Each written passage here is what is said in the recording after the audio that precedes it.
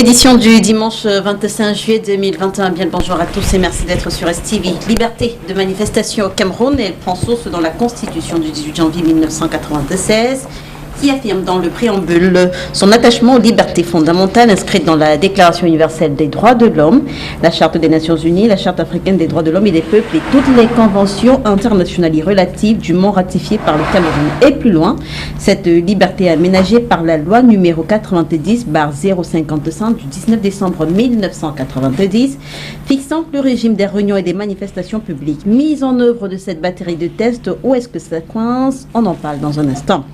On parlera également de la crise dans le nord-ouest et le sud-ouest. 5 ans, nord-ouest et sud-ouest Cameroun, bien sûr, 5 ans après. Cette semaine, 5 policiers ont été tués par des séparatistes dans une embuscade tendue sur l'axe routier Bamenda-Bali-Nyonga dans la région du nord-ouest. Notons que ces 2 dernières semaines, au moins 10 éléments de l'armée ont été tués dans les 2 régions anglophones du nord-ouest et du sud-ouest en conflit depuis 2016.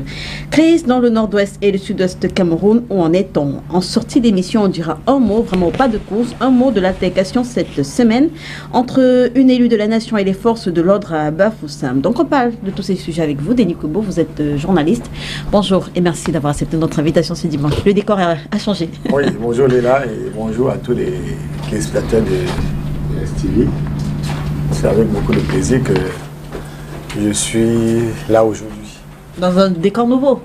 Dans un décor nouveau, même si je ne suis pas en parfaite harmonie avec l'agencement des sujets du jour. On ne peut pas reléguer au dernier plan une actualité qui renseigne les Camerounais sur ce que beaucoup d'adultes n'ont jamais reçu d'éducation. Je crois que c'est plus important que, bon, pas plus que les soldats qui sont tombés, mais le fait de savoir que dans notre pays, beaucoup de gens ont besoin que leur éducation soit refaite. Ça devait interpeller tous les citoyens.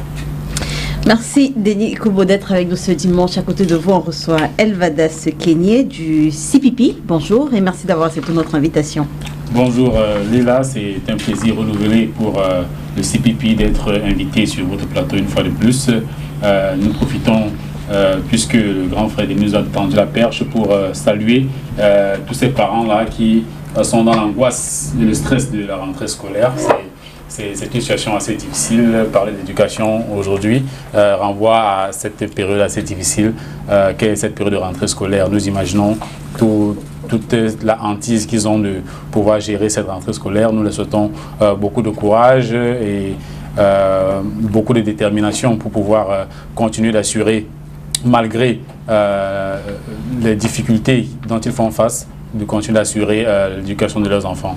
Merci d'être avec nous ce dimanche. Le docteur Boussi Ernest Neba est enseignant à l'université de Boya, docteur en psychologie et militant du Rassemblement démocratique du peuple camerounais. Hello docteur. Thank you, Madame the journalist. I'm humbled to be here to analyze critical issues that affect our country. Permit me say that some Cameroonians are out of the country. In Switzerland, the other day, they were revolting against the head of state, which I think that we have to be humble. We have to respect the President of the Republic. And I think that some Cameroonians, when you look at the constitution of the country, people have the right to demonstrate, but demonstrate in a more responsible way. We will talk about it in a minute, exactly. I want to say that, Madam journalist, there are some CRM members abroad who have joined the bars, the anti-Sadina, to destabilize the country, and I want to say that they are showing a bad reputation about our country, Cameroon, and we have to be an example. We know that the country is unstable. In the northwest and southwest, there's instability, and the CRM is joining the bars to destabilize again the country. We think that we are calling now for peace and justice in this country. We need to be Cameroon. I think that the oppositions in the country are not helping us to bring peace in this country because they are causing more harm than good, especially the CRM party. I think that the CRM party denied to go in for legislative elections last time, and they are out to destabilize the country abroad, joining the anti-Sadina brigade. And I think that this is the right time for us to sit as Cameroonian and talk our own issues through a dialogue. It is not time for us to cause a revolution again out of the country when the president is out of the country. But Cameroonians have their right for demonstration. I'm not sure he will agree with you. Monsieur Dylan Cohen du Mouvement pour la Renaissance du Cameroun est également avec nous. Bonjour Monsieur Cohen et merci d'avoir accepté notre invitation. Good morning. and good morning to all your viewers. I would like to continue in English. Exactly.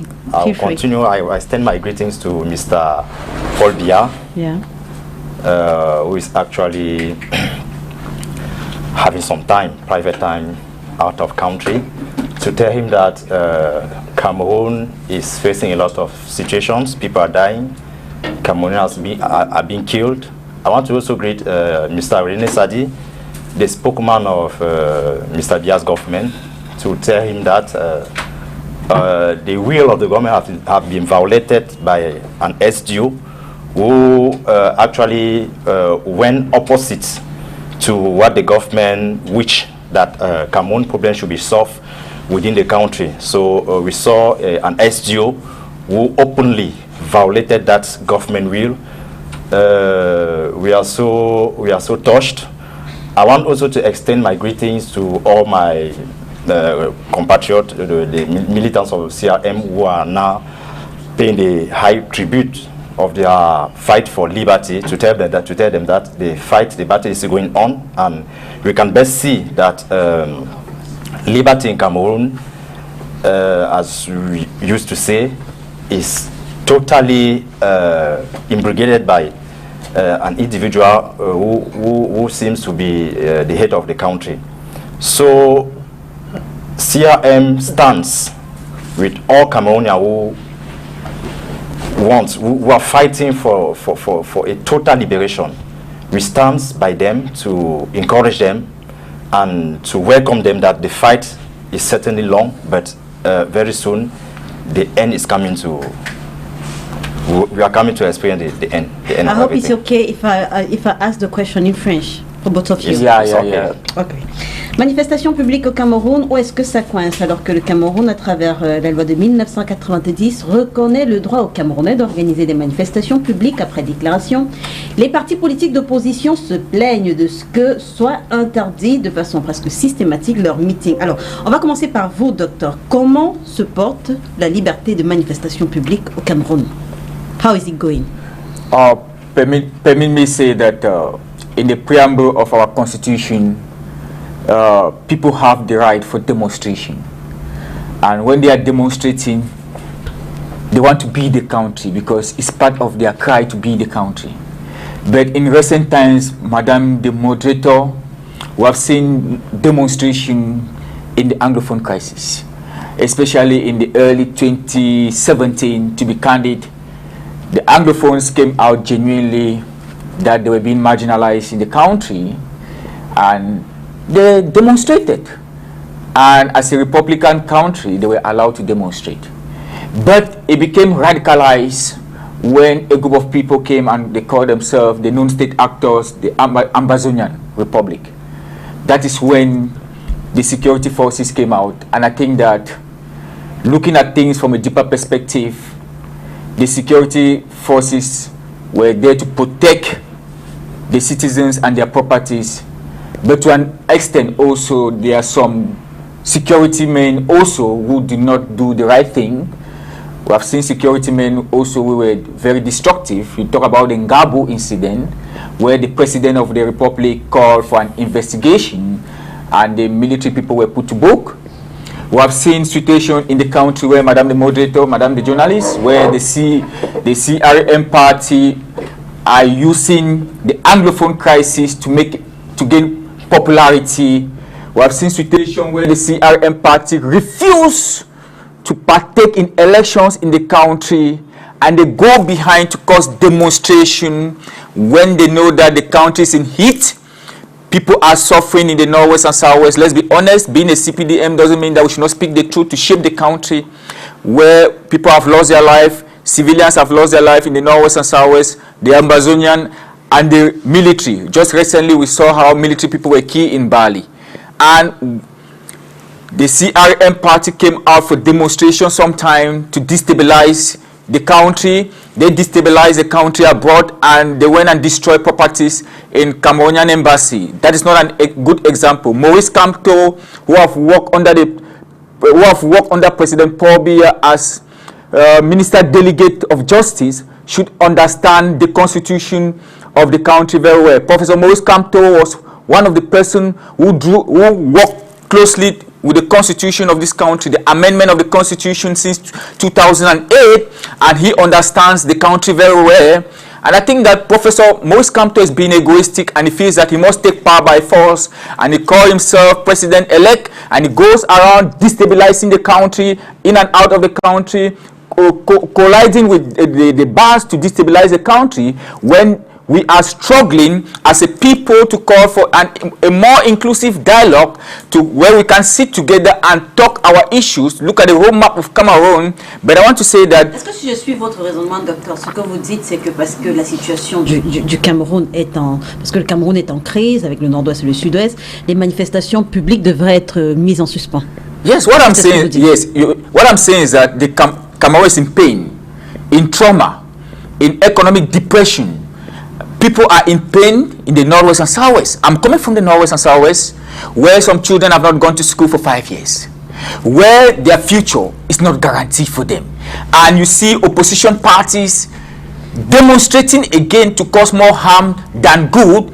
And I think that most of the opposition parties, especially the MRC party, use the Anglophone crisis to make a name, which I think that is against Republican laws. But I want to say that the Anglophones demonstrated for a genuine cause. Their cause were genuine, marginalization, and they wanted a system where they could enjoy the national cake. It was genuine. But the problem here is that the non-state actors came and said the country must be liberated from La République du Cameroun. And the president of the republic says that everything can be solved through dialogue, that Cameroon, since independence and since the 1960s, we had a federation, and in the 1980s we have the Republic of Cameroon, and the president thought it wise that he has to hold the unity of the country, the integrity of the country. But if we have, President Paul Biya has come out several times to say the Anglophones have a problem. But the issue now is not demonstration. The issue now is dialogue. The issue now is ceasefire. The issue now is liberation or granting amnesty to those who are in prison, so that we can sit as a people to solve our own problem, not the MRC joining the bars to destabilize the country. Alors, Monsieur Cohen, si on suit le raisonnement du docteur Neba, l'objet des manifestations pose problème dès lors que ces manifestations ont pour but d'allumer le feu sur les situations, sur les crises du Cameroun. Oui, je vais prendre deux casquettes. La première casquette que je vais prendre, c'est la casquette du citoyen camerounais. D'accord. J'ai suivi l'intervention du docteur tout à l'heure. Il a dit beaucoup de choses qui sont complètement hors sujet, qui n'ont rien à voir avec la thématique, du moins la question que vous avez posée. Je crois que ils excellent en parlant du professeur Maurice Kamto et en parlant ou en mal parlant du MRC. Là, je leur concède, c'est leur liberté. Vu sur l'angle du citoyen, nous avons vécu au Cameroun, précisément le 16 août 2016, où les avocats du nord-ouest et du sud-ouest, du moins les avocats anglophones, ont, à cause d'un certain nombre de revendications qu'ils ont portées auprès du gouvernement, ont choisi de manifester sur la voie publique, question de se faire entendre. Nous avons vu nos forces de maintien de l'ordre s'activer dans une barbarie à nul comparé, où on a vu des avocats être tabassés avec leurs touches. Au lendemain de cet incident, les étudiants de l'université de Buea ont commencé à revendiquer un certain nombre de choses dont ils étaient victimes. On a vu la même répression des forces de maintien de l'ordre qui n'ont pas hésité la moindre seconde d'outrepasser et d'exercer plutôt la violence dans un cadre où ils sont appelés effectivement à mettre de l'ordre dans un respect républicain, parce que la police a effectivement les consignes, ils les apprennent à l'école et ils savent comment ils peuvent se déployer pour contenir une situation de manifestation publique. Nous avons vu également au lendemain de cela les populations du nord-ouest et du sud-ouest sortir en masse le 22 septembre avec les arbres de paix à la main pour braver quand même certaines interdictions qui en réalité violaient la Constitution, parce qu'il a fait mention de la Constitution tout à l'heure, qui violaient la Constitution en matière de liberté publique, de liberté d'expression et de tout consort. On a vu encore cette armée ouvrir le feu sur des populations non armées, à balles réelles. Aujourd'hui, les partis politiques, le MRC, qui est mon parti politique, dans un souci républicain, a compris que la cause anglophone, en réalité, est une cause nationale. Le MRC a pris sur lui de porter haut ce que nos frères, du moins nous, parce que je suis de cette localité, ce que nous avons longtemps décrié et nous avons, dans un souci pacifique, voulu exprimer cet état de choses qui ne nous arrangeait plus.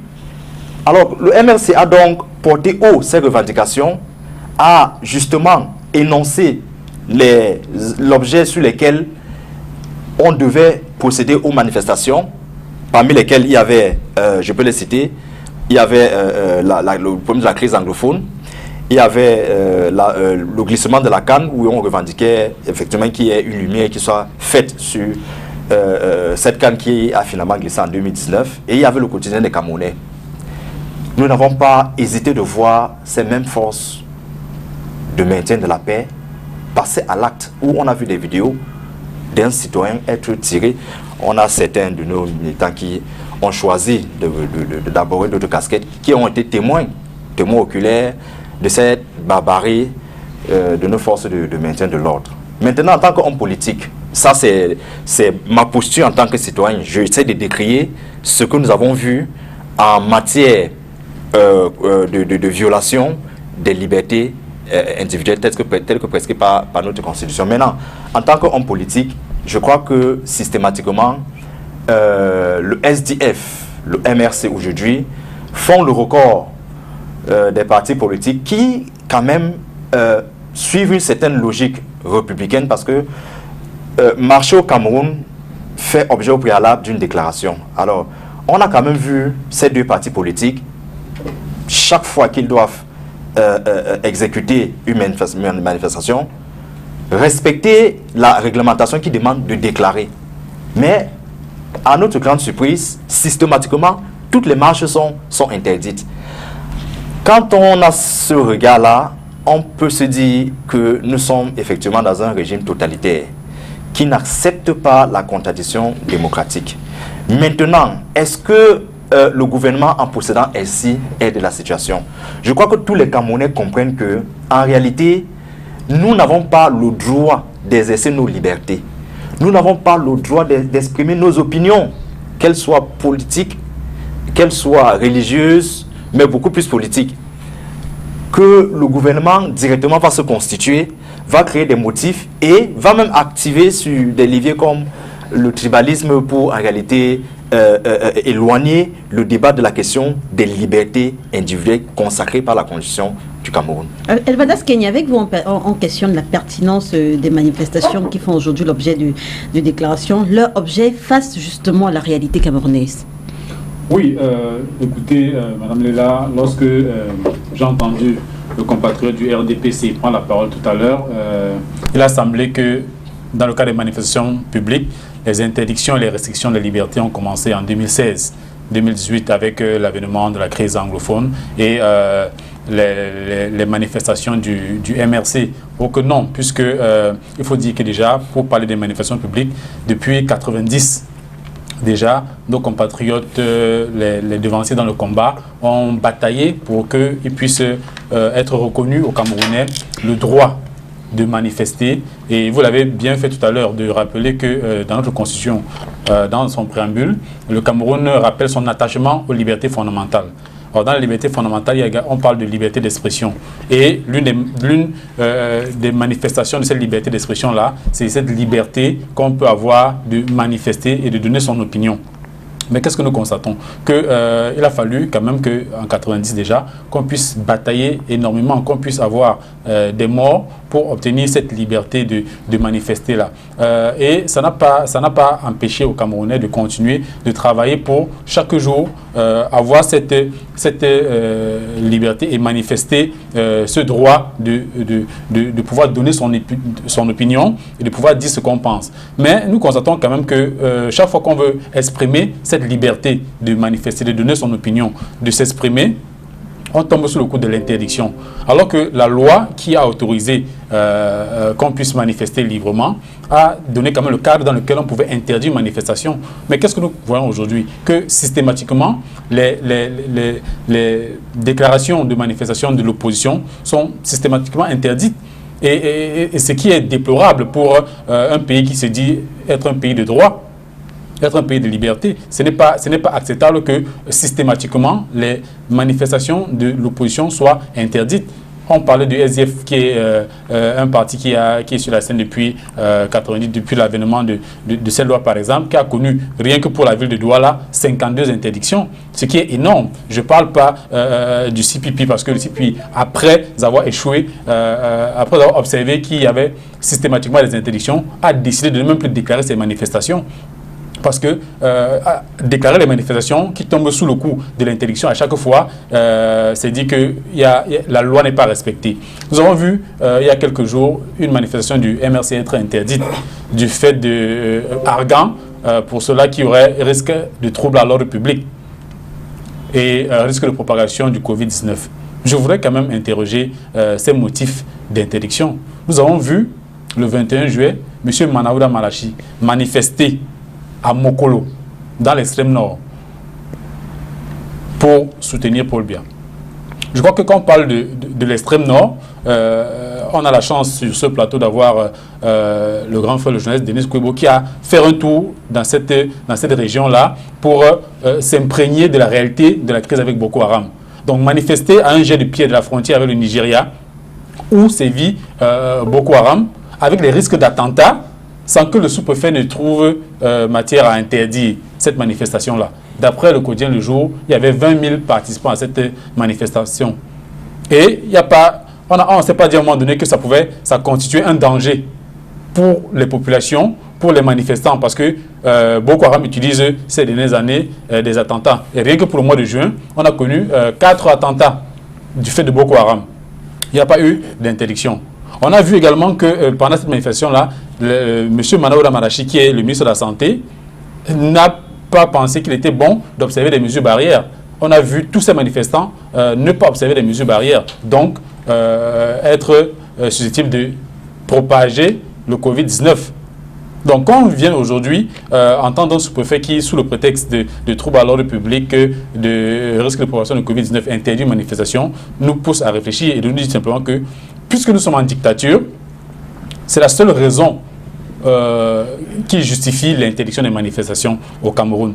Donc, ces prétextes qui sont trouvés par le gouvernement pour à chaque fois interdire les manifestations sont juste la preuve que nous sommes en dictature. Et en dictature, on ne donne pas la possibilité au peuple de s'exprimer. Et autant que nous serons debout, nous allons continuer à réclamer ce droit-là de pouvoir donner nos opinions. Denis Kouebo, qu'est-ce que vous pensez de cette position de Human Rights Watch qui, à la suite de Elvadas Kenyé, affirme que le gouvernement camerounais se sert aujourd'hui de la Covid-19 et de la loi antiterrorisme comme prétexte pour écraser toute contestation? C'est vrai que je me ferais violent si je me fondais sur Human Rights Watch pour argumenter sur les choses du Cameroun, étant donné qu'ils sont epsilon, donc ils ne pèsent en rien sur le rapport de force au Cameroun. Je voudrais attirer l'attention des téléspectateurs sur le fait que depuis plus de 15 ans, j'assiste ici, en plateau, à un ping-pong entre le RDPC et l'opposition, entre guillemets. Chaque fois, le RDPC dit la même chose. Et l'opposition, si vous prenez n'importe quel membre de n'importe quel parti, il dira la même chose. Et ça veut dire que ça ne renvoie pas à la réalité. C'est une question éminemment politique. La question des manifestations publiques est une question éminemment politique. Les manifestations n'ont pas commencé en 90. depuis l'indépendance du Cameroun, il y a toujours eu des manifestations. Il y a ce qu'on appelle le régime de liberté. Et la manifestation publique ou la liberté d'expression vont de pair, en rapport avec la qualité même, ou alors en relation avec la nature du régime du système politique. Lorsqu'on entend les uns et les autres parler souvent, il y a un premier constat, à savoir qu'au Cameroun, plusieurs personnes de l'opposition, comme du pouvoir, RDPC, découvrent la politique plus de 10 ans après leur entrée en politique. Il y a des gens qui font la politique au RDPC pendant 10 ans. C'est après 10 ans qu'ils découvrent ce que c'est que la politique. Voilà pour un peu plus pour l'opposition. Il y en a qui sont dans l'opposition pendant 20 ans. C'est après les 20 ans là qu'ils découvrent ce que c'est que la politique. Il y a également des gens qui ont déjà participé aux manifestations publiques et qui ne savent pas en réalité ce que c'est que la manifestation publique. Ils participent souvent aux manifestations. Participent ou participer. J'ai assisté à des scènes où la police a interpellé des manifestants. Et quand on arrive au commissariat, on les pose des questions, ils conduisent au commissariat spécial. Et quand on demande aux gens pourquoi ils sont allés manifester, sur 10, il n'y a que 2 personnes qui peuvent vous dire pourquoi ils étaient à la manifestation. Les gens ne savent pas pourquoi ils manifestent. Et c'est parce que les gens ignorent ce que c'est que la manifestation publique que ça coince. Donc, au niveau du Cameroun, c'est le terme manifestation publique est un élément fondamental du jeu politique entre le pouvoir et l'opposition. La plupart, sur 10 manifestations de l'opposition déclarées, autour 9 ont intention réelle de créer. Il y a qui, pour exister dans l'opinion, font souvent une demande chez le sous-préfet. Et comme le sous-préfêt va faire exactement la même chose, même quand on fait la demande de manifestation publique, c'est déjà, c'est parce qu'on imagine la réaction du sous-préfet, on lui dépose l'autorisation. Quelquefois, quand on a autorisé certaines manifestations, je veux pas, parce qu'il faut qu'on soit impersonnel, quand on a bien même laissé manifester, les gens sont allés faire des réunions avec des fausses hypothèses de menaces réelles. Bon, là, ce jour-là, on va déloger tel, on ne va pas déloger tel. Pour pousser le sous-préfet qui est frileux à interdire la manifestation, parce que si l'autorisation va jusqu'au bout, il n'y aura pas manif. Ce que veut dire en réalité, c'est que la manifestation ne se fait pas pour manifestation. Et ce n'est pas la loi qui fait la manifestation. Ce n'est pas la loi. C'est l'objet, c'est l'intention du manifestant qui fait la manifestation. C'est le rapport de force sociale. C'est l'intention du manifestant. Comment est-ce que l'autorité administrative se place pour être dans la tête de... Il dit que c'est le rapport de force sociale qui va déterminer la suite. Pour dire quoi?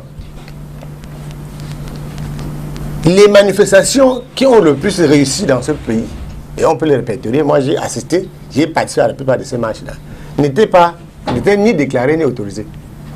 En février 2008, le pays était dans la rue. Il n'y avait même pas d'organisateur. Ce n'était pas interdit. Je viens. Pourquoi? C'était une étape du mouvement social. La manifestation publique ressemble, c'est un élément du rapport de force. Quand le mouvement social est mûr, la manifestation se fait. Quand j'ai commencé comme journaliste en 97, ici à Bonabiri, au quotidien, quand nous on voulait faire illustrer un papier, on nous disait, le patron disait, cherchez-nous une photo de foule.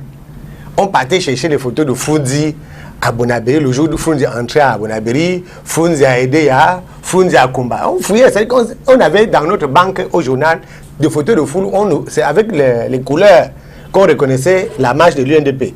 Avec les couleurs, on reconnaissait la marche de l'UPC. Avec les couleurs, on ne reconnaissait pas les faces des gens. C'était les manifestations monstres. Parfois c'est un régime, le pays était militarisé pratiquement, mais ces manifestations-là se tenaient. Pourquoi? Ça tenait au rapport de force à ce moment-là. Donc, ce qui pose problème dans la manifestation là, la manifestation ne consiste pas à écrire un bout de papier pour dire je vais manifester tel jour. La manifestation prend corps lorsqu'il y a un objet qui est en fait matériel.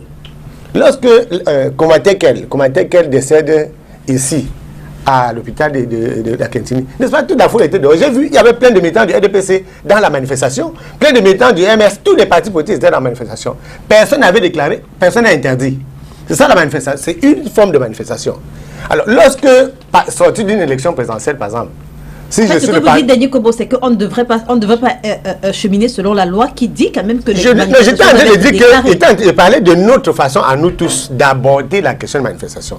Pour dire qu'il y a des manifestations qui sont politiques, des manifestations qui sont politiciennes, des manifestations qui émanent, qui relèvent du mouvement social. Il faut dissocier tout ça. Une manifestation du MRC contre le hold-up concerne les militants du MRC avec BIA et les partisans du RDPC. Une manifestation d'un collectif de Camerounais contre la vie chère concerne tous ceux qui sont touchés par la vie chère. Et comme ils sont très nombreux, que le pouvoir en place, il ne faut pas faire comme si la loi dit que on doit aménager un grand terrain de 40 hectares où tous les lundis, si les gens veulent manifester, on le porte avec les camions, on peut verser là-bas. C'est le rapport de force politique qui détermine la qualité de la manifestation du CPP, du MRC, du STF, du Manidem. Ce n'est pas... On a eu également des objets de manifestation qui revenaient sur ce que vivent les compatriotes du Nord-Ouest et du Sud-Ouest, mais qui ont quand même... C'était un politicien. C'est-à-dire que quelqu'un cherche l'objet. C'est ça que le docteur essaie de dire. C'est-à-dire, bon, comment c'est qu'il y a les problèmes au NOZO? Chacun sait maintenant que NOZO... Même, il y a plus de 1000 associations qui sont au Cameroun aujourd'hui. Assistance aux réfugiés du NOZO. Chacun crée quelque chose comme ça parce que ça marche. Et les Blancs, chez eux là-bas, ils ont du budget pour ça. Et les médias, même à l'étranger, seront attentifs lorsqu'on va dire que nous, il ne s'agit pas de ça. Vous ne pouvez pas être, par exemple, un jour, on nous avait dit, nous avons fait des manifestations contre les coupures intempestives du Congo-Cameroun. Un jour, on a déposé une demande de manifestation à la sous-préfecture. La sous-préfecture dit que vous n'êtes pas un syndicat pour organiser une telle... Oui, c'est de bonne guerre parce qu'ils savent que, derrière, ils savent que si on nous laisse faire, ça va être un président et ça va faire en sorte... Merci Denis Kobo. Je dis que ce n'est pas parce qu'on est interdit ou parce qu'on a autorisé que la manifestation aura lieu. Merci Denis C'est Kobo. la pertinence de l'idée, de l'objet de la manifestation qui va déterminer les populations. L'interdiction ne peut pas empêcher un gars qui veut manifester de manifester. Merci Denis Kobo. Docteur Neba, vous avez dit tout à l'heure que le climat actuel, en soulignant notamment les crises dans le Nord-Ouest et le Sud-Ouest, qui se passent à l'extrême Nord, que le climat actuel n'était pas propice aux manifestations publiques.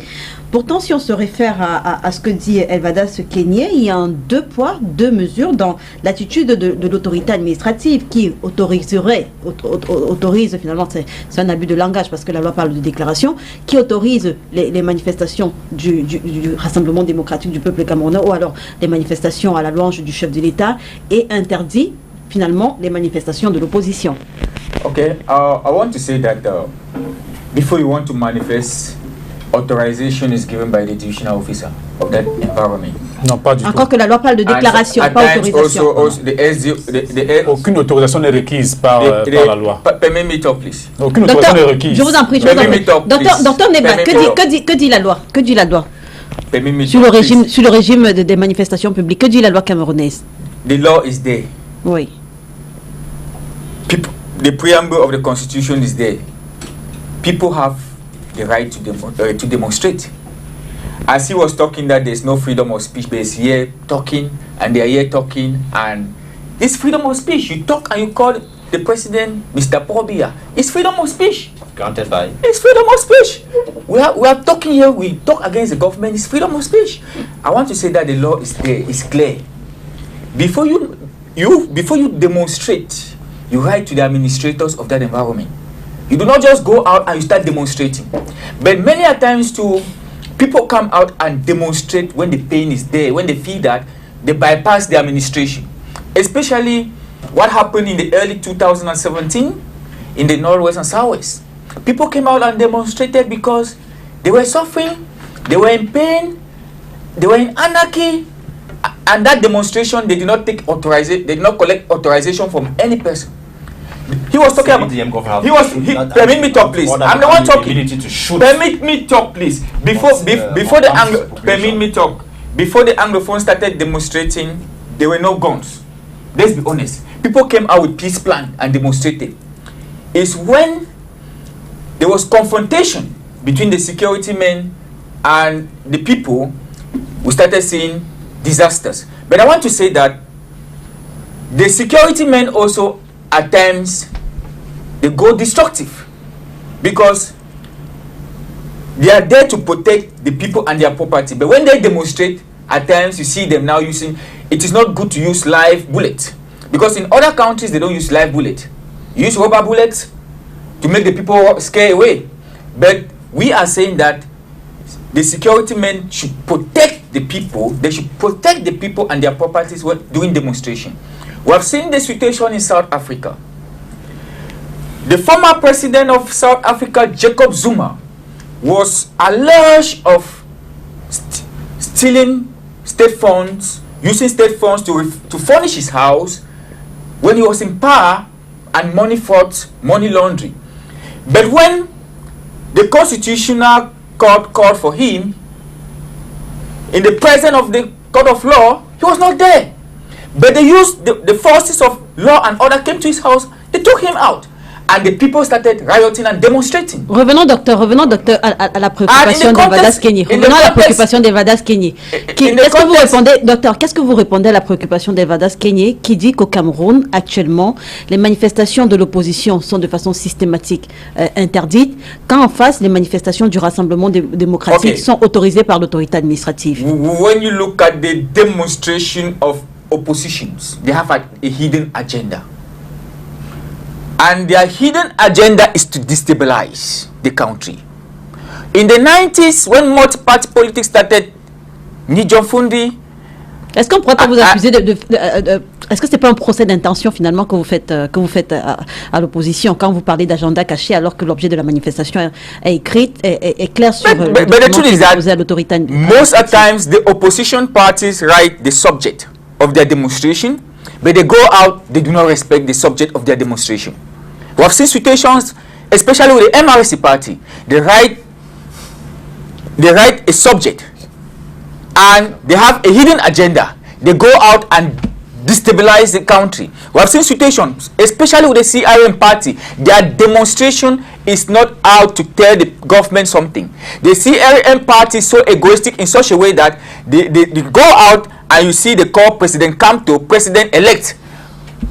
President-elect, who declare him President-elect? Who declare Maurice Kamto President-elect? Nobody. We must respect the Constitution. Change the speech.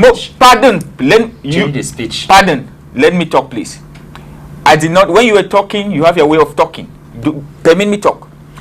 I want to say that when opposition parties, we are in serious pain in the Northwest and Southwest region. Let's be honest. The Northwesterners and the Southwesterners have been in pain for 5 years. They are suffering. People have lost their loved ones. Military people are dying. Civilians are dying. People are in suffering, economic depression, economic recession. And some of us have been calling on the government. Despite that CPDM, we have been calling on the government for another inclusive, genuine dialogue so that we can cease fire. But if we are calling on ceasefire and CRM is calling for their petty demonstration, it brings more anarchy and it can bring a national crisis. And that's why the government is struggling that we should not have a national crisis. Mais pourtant, docteur, le chef de l'État a affirmé qu'aucun Camerounais n'aurait pu se cacher dans le maquis pour exprimer ses opinions, peu importe, même si c'est un agenda caché. People have the right for their opinion, madame, the journalists. They have the right to express their opinion. But the contemporary times now, if you are demonstrating here in Littoral that is peaceful, and it leads now to an outburst of another conflict, because now in the country, whether we like it or not, we are suffering. We have a problem of tribalism. We have a problem of unemployment, which is there. We have a problem of structural readjustment, which is there. On en a parlé, docteur, mais pourtant les autres manifestations sont autorisées. On en a parlé déjà. The CPDM, they authorize it, but when they go out for their demonstration, you don't see anarchy. You don't see them demonstrating and fighting and destroying state property. We have seen situations where the CRM have demonstrated, they destroyed state property in embassies abroad. We have seen situations where... C'était le MRC ou bien c'était la base, Dr. Deba? CRM is working with the BAS together. We have seen situations, there are members of CRM, there are members of BAS. If you don't know, there are hidden agendas. CRM have a hidden agenda. Est-ce que si un militant du MRC est également membre de la BAS, ça veut dire que le MRC... They are working in coalition. It's a coalition. De connivence avec la BAS. They are working in coalition. Est-ce que c'est ce que vous dites, docteur? They are working in coalition to put the government down. And I want to say that the objective of Maurice Kamto is to take power by force.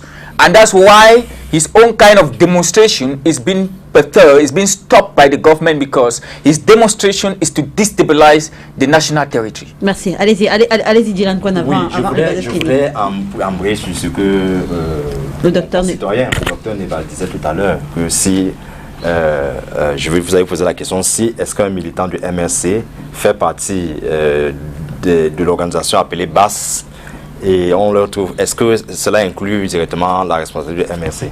Et il a dit oui. Moi, je lui vais lui dire, bon, finalement, donc, les militants du RDP sont tous des détourneurs parce que allez en Kodengui, allez dans nos prisons, vous verrez qu'effectivement, on a une populace de militants du RDPC qui ont détourné les fonds publics. Alors, à logique mathématique, si le MRC de Mèche ou alors est en coaction avec la BAS, parce qu'on a vu la BAS casser les ambassades, cela suppose donc que ceux qui ont détourné, ceux des militants du RDPC qui ont détourné les fonds publics qui se retrouvent en prison, entament effectivement que le RDPC en tant que parti politique est un parti des détourneurs de fonds publics. Je crois que là il faut qu'on s'entende et je crois qu'il ne va pas me démentir.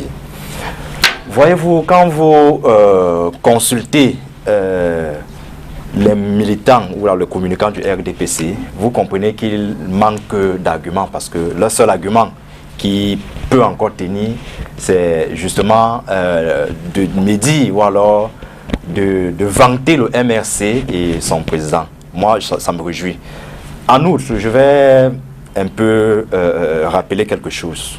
Vous savez, quand on parle des libertés, des manifestations publiques, on voit en Mondovision un gouvernement qui s'exerce après chaque déclaration à violer la loi. Nous avons un cas récent où le MRC a déposé une déclaration contre reçu, je crois que c'est contre reçu de déclaration. Et puis, dans les délais prévus par la loi, l'autorité, le sous-préfet a donné interdiction. Par contre, nous avons un collectif appelé le collectif des... Tous derrière... Voilà, derrière BIA, qui ont déposé une manifestation le 23 et 2 jours après, la manifestation a été interdite. Or, la loi dit qu'il faut au moins 7 jours. Vous voyez, voilà justement ce que nous décrivons dans ce pays. Dans l'intention de distraire, pour dire à l'opinion qu'en fait, il n'y a pas que les partis politiques qui sont interdits ou qui sont restreints de manifester. Quand on assiste à ce genre de scène avec les cachets de la République en pleine violation des lois, je crois qu'on doit plutôt être sévère en disant à ce gouvernement que ce n'est pas parce qu'ils pensent qu'ils ont la force de la loi qu'effectivement nous allons rester bouche bée. Le MRC est dans une logique certaine et permanente. Je ne vais pas me fier à tout ce que le RDP se raconte. Ils sont en manque d'arguments. Il est clair qu'ils n'ont plus rien à dire au peuple camerounais. Toute cette tentative de manifestation. Aujourd'hui, on a une crise sociale dans le nord-ouest et le sud-ouest où les populations ne se reconnaissent plus. En réalité, ils ont un peu outrepassé en voulant se retirer de la République. Mais quand on examine très bien, on comprend que les greffes que les anglophones soulèvent sont adressés particulièrement. C'est justement la question que le docteur et ils ne peuvent pas répondre. Est-ce que le climat actuel, vous parlez justement de ce qui se passe au nord-ouest et au sud-ouest, est-ce que le climat actuel est propice au type de revendication, au type de manifestation publique que l'opposition entend faire en ces jours-ci? Mais nous vivons, le Camerounais doit vivre selon comme il pense ses ressources. Quand vous posez la question, est-ce que le climat est propice? Mais il faut attendre quoi? Il faut que les gens continuent à mourir de manque de dialyse. Il faut que les gens continuent à passer 5 ans sans aller à l'école.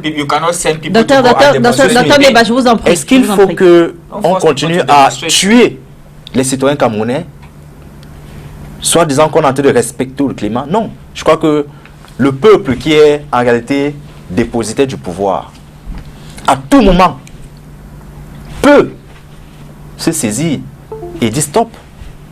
Vous avez assez torturé ce peuple-là. Donc, il n'y a pas un climat particulier. Il n'y a pas une occasion particulière pour que, justement, tel que consacré par la Constitution, les populations manifestent. À votre avis, donc, qu'est-ce que ça traduit? Qu'est-ce que ça traduit finalement, cette tendance de l'autorité administrative à interdire les meetings de l'opposition s'il n'y a pas de climat? L'autorité est dans une logique de dictature, de totalitarisme à outrance. Il faut utiliser les méthodes qui sont même souvent hors la loi, comme ce que je viens de vous citer tout à l'heure, où une déclaration est déposée 2 jours après, l'interdiction est donnée. C'est une violation grave. Et il faut le dénoncer. Il faut interpeller ce sous-préfet. Et je crois que les citoyens qui ont encore le souci de défendre la République doivent se constituer pour attaquer ce En fait, ce que vous dites, c'est que dans les raisons évoquées par le sous-préfet pour interdire la manifestation qui a été déclarée le 23 juillet, je crois par le collectif Tous derrière Paul Biya, il devait exister finalement comme raison le fait que la manifestation a été déclarée très tard, parce que la loi parle de 7 jours avant. La manifestation était censée se tenir, je crois, le 25 juillet. Elle a été déclarée, les documents ont été déposés au bureau. 7 jours. La loi parle de 7 jours. 7 jours francs. Les documents ont été déposés sur la table du sous-préfet le 23 juillet, donc 2 jours avant. 2 jours avant. En fait, ce que vous dites, c'est que les raisons ne devraient pas être que la Covid-19 et risque de troubles à l'ordre public, mais également dépôt tardif. Au-delà des raisons que l'autorité pourrait contredire, ou alors comme ils ont l'habitude de faire dans le maraboutisme, c'est-à-dire qu'ils prennent des intentions et ils apposent le cachet de l'État sur les intentions qu'ils ont. Et c'est ça qui est très grave. Au-delà de tout cela, sur la forme, le respect de la loi ne doit faire sujet d'aucune, je veux dire quoi, d'aucun détour. La loi dit il faut 7 jours, mais une autorité se permet de donner suite 2 jours après la déclaration. En fait, la loi dit que la manifestation doit être déclarée 7 jours avant. Voilà. Effectivement, la manifestation doit être déclarée 7 jours avant. Or, la manifestation a été déclarée le 23 pour avoir lieu le 25. Voilà. Et voilà, quand on a avec... Et la loi dit que le récépissé doit être délivré immédiatement. Ce préfet était là à son rôle. Non, la loi dit que le récépissé est délivré immédiatement, effectivement. Oui. Mais l'interdiction, parce que le document, la déclaration n'a pas été déposée dans le respect des délais prévus par la loi.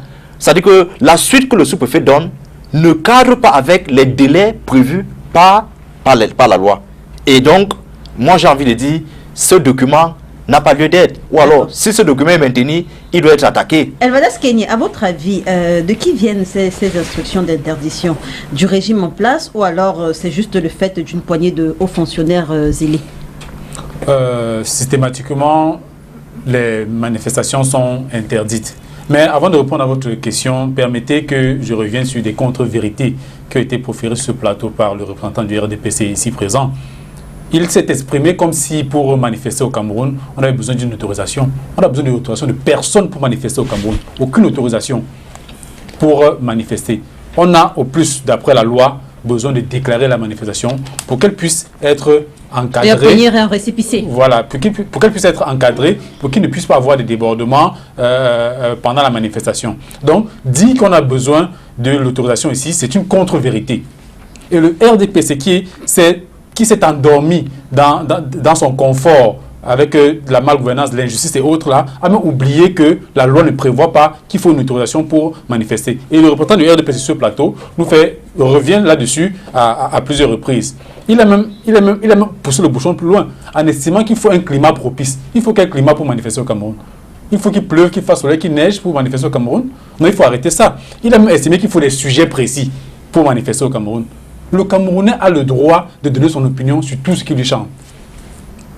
En s'appuyant sur la Constitution qui garantit ses libertés fondamentales. Donc on peut donner ses opinions sur la gestion du pouvoir de M. Paul Biya. On est même libre de dire à M. Paul Biya démissionne. On a la liberté de le faire. Donc il n'y a pas de restriction à donner son opinion sur une question. Surtout lorsqu'elle est encadrée par la loi. C'est le fait de qui, justement, ces interdictions? Du régime en place ou alors... Ces interdictions sont signées du sous-préfet, qui sont des représentations... du régime en place? Voilà, sous l'instruction du régime en place. Parce que nous ne pouvons pas comprendre. Vous savez très bien que pendant les manifestations du RDPC, il n'est pas rare de voir des sous-préfets, des préfets participer à ces manifestations-là. Donc, c'est une suite logique que pour les autres manifestations dont ils ne prendront certainement pas part, ils puissent tout simplement interdire à ces manifestations de tenir.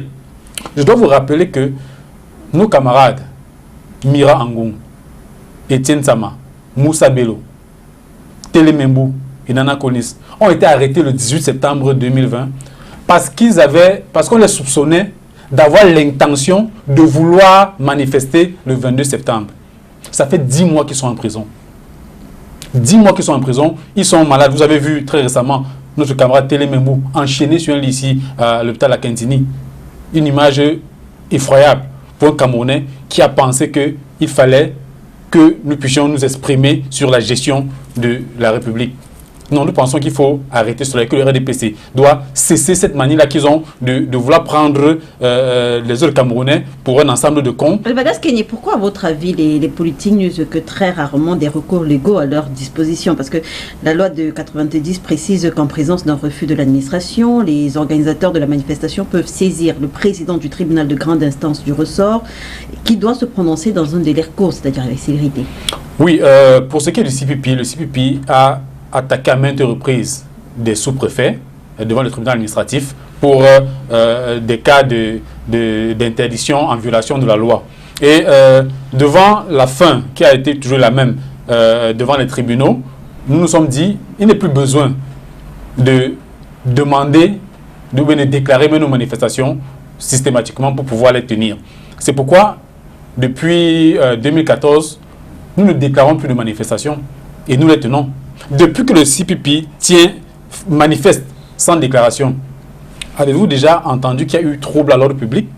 Avez-vous entendu que le CPP, en manifestant ou avec ses organisations partenaires comme le CNF au Cameroun, ont eu à troubler l'ordre public, à déranger un commerce, à déranger les Camerounais qui vaquent aux occupations? Pas du tout. Donc le prétexte de trouble à l'ordre public est un prétexte fallacieux qui est utilisé par les sous-préfets pour simplement, dans un excès de zèle, faire démontrer la dictature dans laquelle nous sommes. La loi prévoit que, même s'il y a risque de trouble à l'ordre public, le sous-préfet peut changer d'itinéraire à un cortège ou alors délocaliser et sécuriser. Pourquoi est-ce que le sous-préfet n'utilise que la voie de l'interdiction? Tout simplement parce que nous sommes dans une dictature et nous allons dénoncer cela, même en manifestant. Nous allons manifester pour dénoncer ces interdictions de manifestation que le RDPC utilise pour se dire, voilà, là au Cameroun, il n'y a que le RDPC qui est capable de réunir ses militants, qui est capable de donner son opinion sur la vie publique. Non, d'autres Camerounais existent. Que ce soit le CPP, le MRC, le MANIDEM, le SDF, d'autres Camerounais ont pleinement le droit de donner leur opinion sur la marche de la nation. Denis Kobo, Elvadas Kenyé le disait, la loi prévoit également que l'autorité administrative propose un autre site lorsqu'elle constate effectivement qu'il y a des risques de troubles à l'ordre public ou même que l'autorité administrative encadre finalement la manifestation. Le gouvernement camerounais a-t-il la capacité d'encadrer les manifestations publiques de l'opposition? Bon, je sais que vous insistez pour considérer la manifestation comme une technique d'amusement de l'opinion. Quand je vois la façon avec laquelle vous abordez la question des manifestations, je ne sais pas si nous tous on s'accorde sur ce que c'est. Tout à l'heure j'ai expliqué, je vois que vous me ramenez en arrière et je vais encore expliquer. Je voulais d'abord dire que si un citoyen quelconque, vous et moi, on devient président de la République demain, on ne va pas créer son armée, on ne va pas créer sa police, on ne va pas créer son administration. Ce pays-ci est organisé, il est structuré. Et il y a des institutions de la République qui n'ont rien à voir avec la personne de M. Pobia ou la personne de M. Kamto ou Kawala qui serait président ou présidente.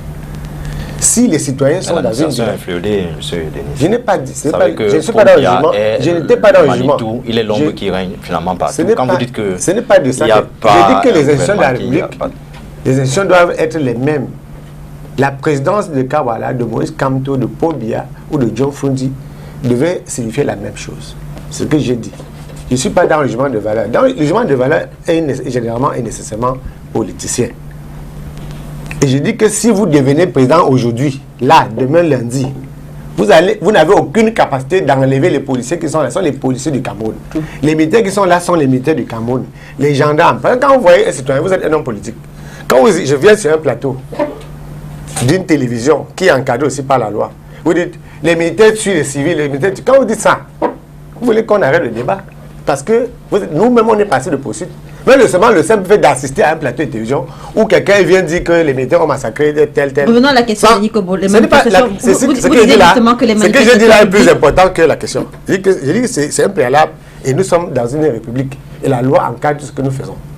sur les manifestations. Pourquoi cette loi n'est pas respectée? Cette loi n'est pas respectée. Quand la question nous sera posée, je vais répondre. D'accord. Quand la question sur le non-respect va être posée, nous sommes en train de vouloir explorer une question. C'est pour ça qu'elle a mis ça au débat. Elle n'a pas mis ça au débat. Elle aurait pu demander à un expert quelque part. Mais quand on est là, c'est pour que nous, on explique. Et on explique d'abord ce que c'est que la manif. Il dit que lorsque la manifestation est un instrument du jeu politique, il faut le considérer comme tel. C'est-à-dire que quand je dis que nous sortons des élections de 2018, je dis que nous avons fait des manifestations illimitées dans le pays, jusqu'à ce que Biya parte. C'est une déclaration politique et c'est de bonne guerre. Nous sommes dans une logique d'affrontement avec M. Biya. On a dit que c'est la liberté, oui. Je peux décider que, ok, pendant 7 jours, je manifeste avec mes partisans jusqu'à ce que M. Biya parte. Il faut que le journaliste et ceux qui regardent sachent que voilà un bras de fer politique engagé entre Paul Biya et un ou deux de ses adversaires. Il faut lire ça comme ça. Et parfois, ce jeu politique-là participe à rééquilibrer le rapport de force dont je parlais tout à l'heure. Celui qui dit qu'il va manifester jusqu'à ton départ ne croit pas à ton départ, mais il sait qu'en manifestant, ça peut faire bouger, il estime que ça peut faire bouger des lignes, ça peut établir de nouveau le rapport de force, ça peut faire monter la cote de popularité. Si vous, quand on parle des interdictions dans ce cas-là, on peut imaginer pourquoi. Je disais que la loi a prévu le régime des manifestations publiques au Cameroun. La loi a prévu toutes les voies de recours. Toutes les voies de recours.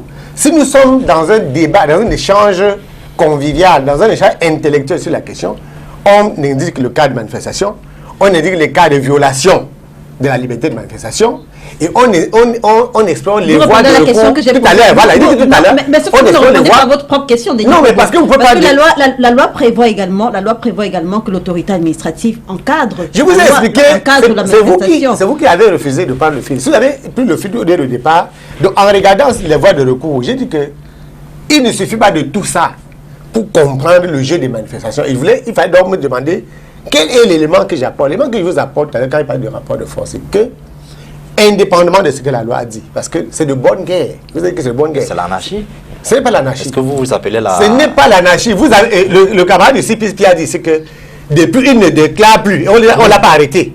Est-ce que c'est l'anarchie? Ce n'est pas l'anarchie. Je dis qu'ils ont estimé qu'ils sont arrivés à un niveau de rapport de force tel que ils vont faire la manifestation. Le jour où Maurice Kamto est revenu d'Addis Abeba, récemment, ça fait pas longtemps, il y a eu une foule nombreuse, immense, telle que vous n'avez jamais eu. Moi, j'étais dans ces manifestations, j'ai suivi ça.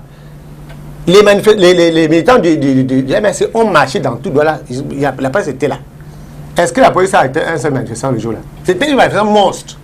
J'étais à l'aéroport, j'étais au Grand Moulin. C'est pour ça que je veux expliquer que le rapport... Si c'était une manifestation, quel était l'objet de cette manifestation? Je viens aller là. Si vous appelez le retour de... Est-ce que vous... J'ai vu vos caméras, j'ai vu vos propres caméras, j'ai vu vos propres caméras ce jour-là. Denis Kobo, chaque manifestation a un objet. Vous dites que Maurice Kamto revenait au Cameroun. Oui. La manifestation, quel était donc l'objet de la manifestation? Je vous ai tout à l'heure dit qu'il y a le rapport de force. Partant de votre définition, partant de votre définition de ce que les militants du MRC ont dit, nous accueillons notre leader aujourd'hui. Et vous ne pouvez pas empêcher à quelqu'un d'accueillir son leader, Léla. La loi n'a pas... Est-ce que si M. Keny ou le docteur, ils peuvent aller à Nairobi, au retour, ses amis, ses camarades d'université ou ses partisans disent, nous allons l'accueillir.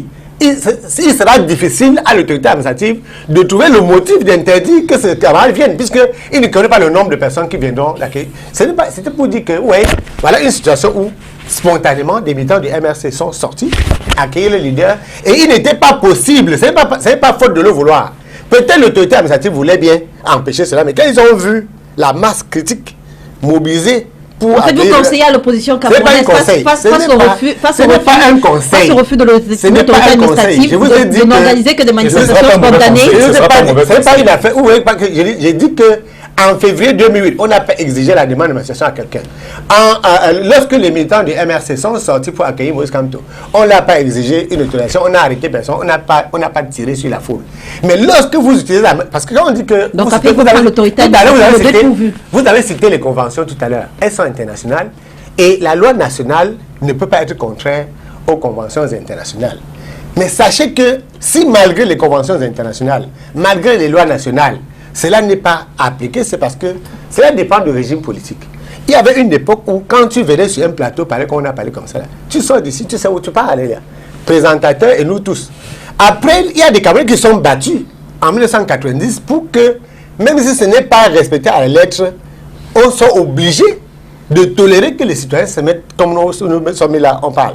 Aujourd'hui, le régime de manifestation dehors là n'est pas encore au top. Je veux dire, on n'a pas encore atteint le niveau de manifestation démocratique qu'on obtiendrait ailleurs. Je vous rappelle que je ne veux pas parler parce que je ne cite que mon pays.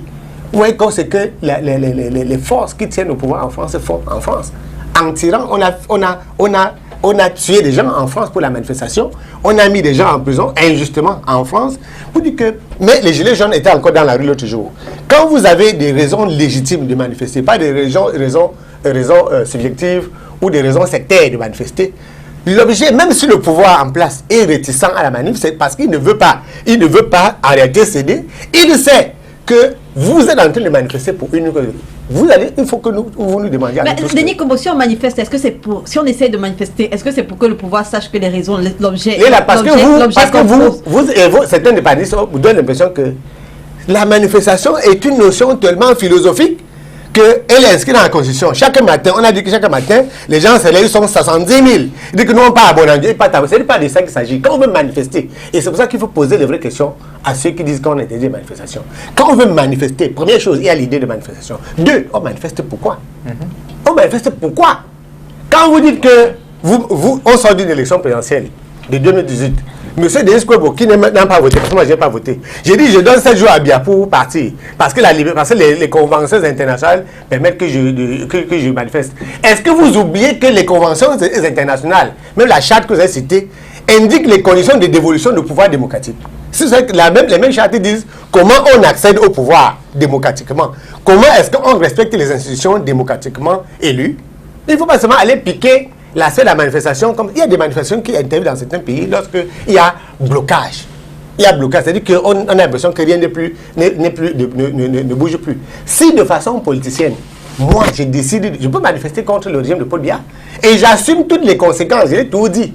Il faut maintenant arrêter de faire croire que si vous décidez que vous affrontez dans le cadre d'une manifestation un régime, surtout en sachant qu'il est dur, vous devez venir maintenant inviter la rue à chercher un article de la loi qui vous protège. Vous pouvez défier la loi, comme Rosa Parks a décidé que je ne m'assois pas, je ne me lève pas pour céder mon siège à un tiers parce que j'estime que c'est injuste de céder son siège. Elle a assumé jusqu'au bout. Donc quand vous partez à une manifestation, même qui est interdite, alors qu'on n'a même pas le droit d'interdire, vous allez aller au front. Maintenant, si là-bas on interpelle 10 ou 15 personnes, ça fait partie du jeu pour équilibrer le rapport de force. Il ne faut pas rentrer et dire que non, celui qui a le pouvoir devait quand même être chrétien et vous laisser faire. De 1990 à 2021, si on se réfère aux manifestations publiques autorisées et interdites au Cameroun, est-ce que vous direz que la liberté de manifester au Cameroun a avancé ou alors elle a régressé? Tout le monde répondra à cette question et on sort de ce sujet. If you look at the times, 2000, 2001, there was a time that Cameroonians manifested because of food crisis, economic crisis. They manifested. It was a national issue. And looking at it, times have changed. In 2017, I quite remember when I was there in 2017 in front of the governor's office in Boya, when the parliamentarians of the SDF, I was there presently all through the day, when the parliamentarians of the SDF and their chairman, Mr. Nijon Fundi, in their bus, they wanted to go down to a place called Checkpoint Boya to manifest. The duo was there, the divisional officer by then was there, and he wanted to prevail them not to go for manifestation because of the times, because that's when the Anglophone crisis just started again during that period, and he observed the environment. But nevertheless, he allowed the people to go and manifest. They went and manifested. People came out in their numbers, and it was peaceful because there was a discussion of the subject of that manifestation. There was a subject. There are manifestations that have subject. As an administrator, you evaluate the subject of the manifestation. You look at the repercussion, the consequences of the manifestation. We have had manifestations that people have gone to prison. We have had manifestations that people have been brutalized. Civilians, journalists, who are in prison today. And you look, before you manifest, you look at the repercussion of the manifestation. But there are manifestations that you don't need any la question que je pose, docteur, let me land, please. De 1900, on sort déjà du sujet. Yes, en fait, yes. De 1990 à 2021, quand vous regardez les autorisations et les interdictions de manifester au Cameroun, est-ce qu'on a avancé en termes de liberté de manifestation, de manifestation, ou est-ce qu'on a régressé? C'est la question que je pose. On a avancé ou on a régressé de 1990 I understand you, madam. I should look at the advancement. Advancement of manifestation. On a avancé ou on a régressé? Positive or negative between the periods. But I want to say that if you look, that's why I say the times have changed.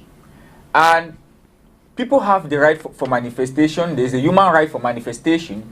But I want to say that in our present dispensation, it has been very, very low. The energy has been low because of the fear factor. Many people who used to manifest in those days, you see people manifest in their numbers in the early 2000s. They'll come out in their numbers and they'll manifest. But gradually, we have seen situations that there's a lot of brutality. The fear factor is there to manifest. So that fear factor, that military brutality too, and also civilian brutality is rising. And I want to say that looking at the times now, there's no liberal wave for manifestation now because people are afraid of the fear factor of brutalization. But I want to say that to an extent also, we are in a period of social media. We're in a period of social media that it has given some magnitude of manifestation. Because people are able to show their manifestation even on Facebook, even with their telephones. People manifest and it goes viral. And the world sees it. We have seen situations, even the MRC. Somebody will sit in his room and tell you that he manifested. I have situation of MRC party members. We talk on TV who sat in their rooms and said they went out to manifest. And I want to say that our democracy is still a young democracy. We have to be honest. Our democracy is not yet matured. We cannot compare our democracy with that of the United States of America. Sur la même question, Monsieur Quintilan.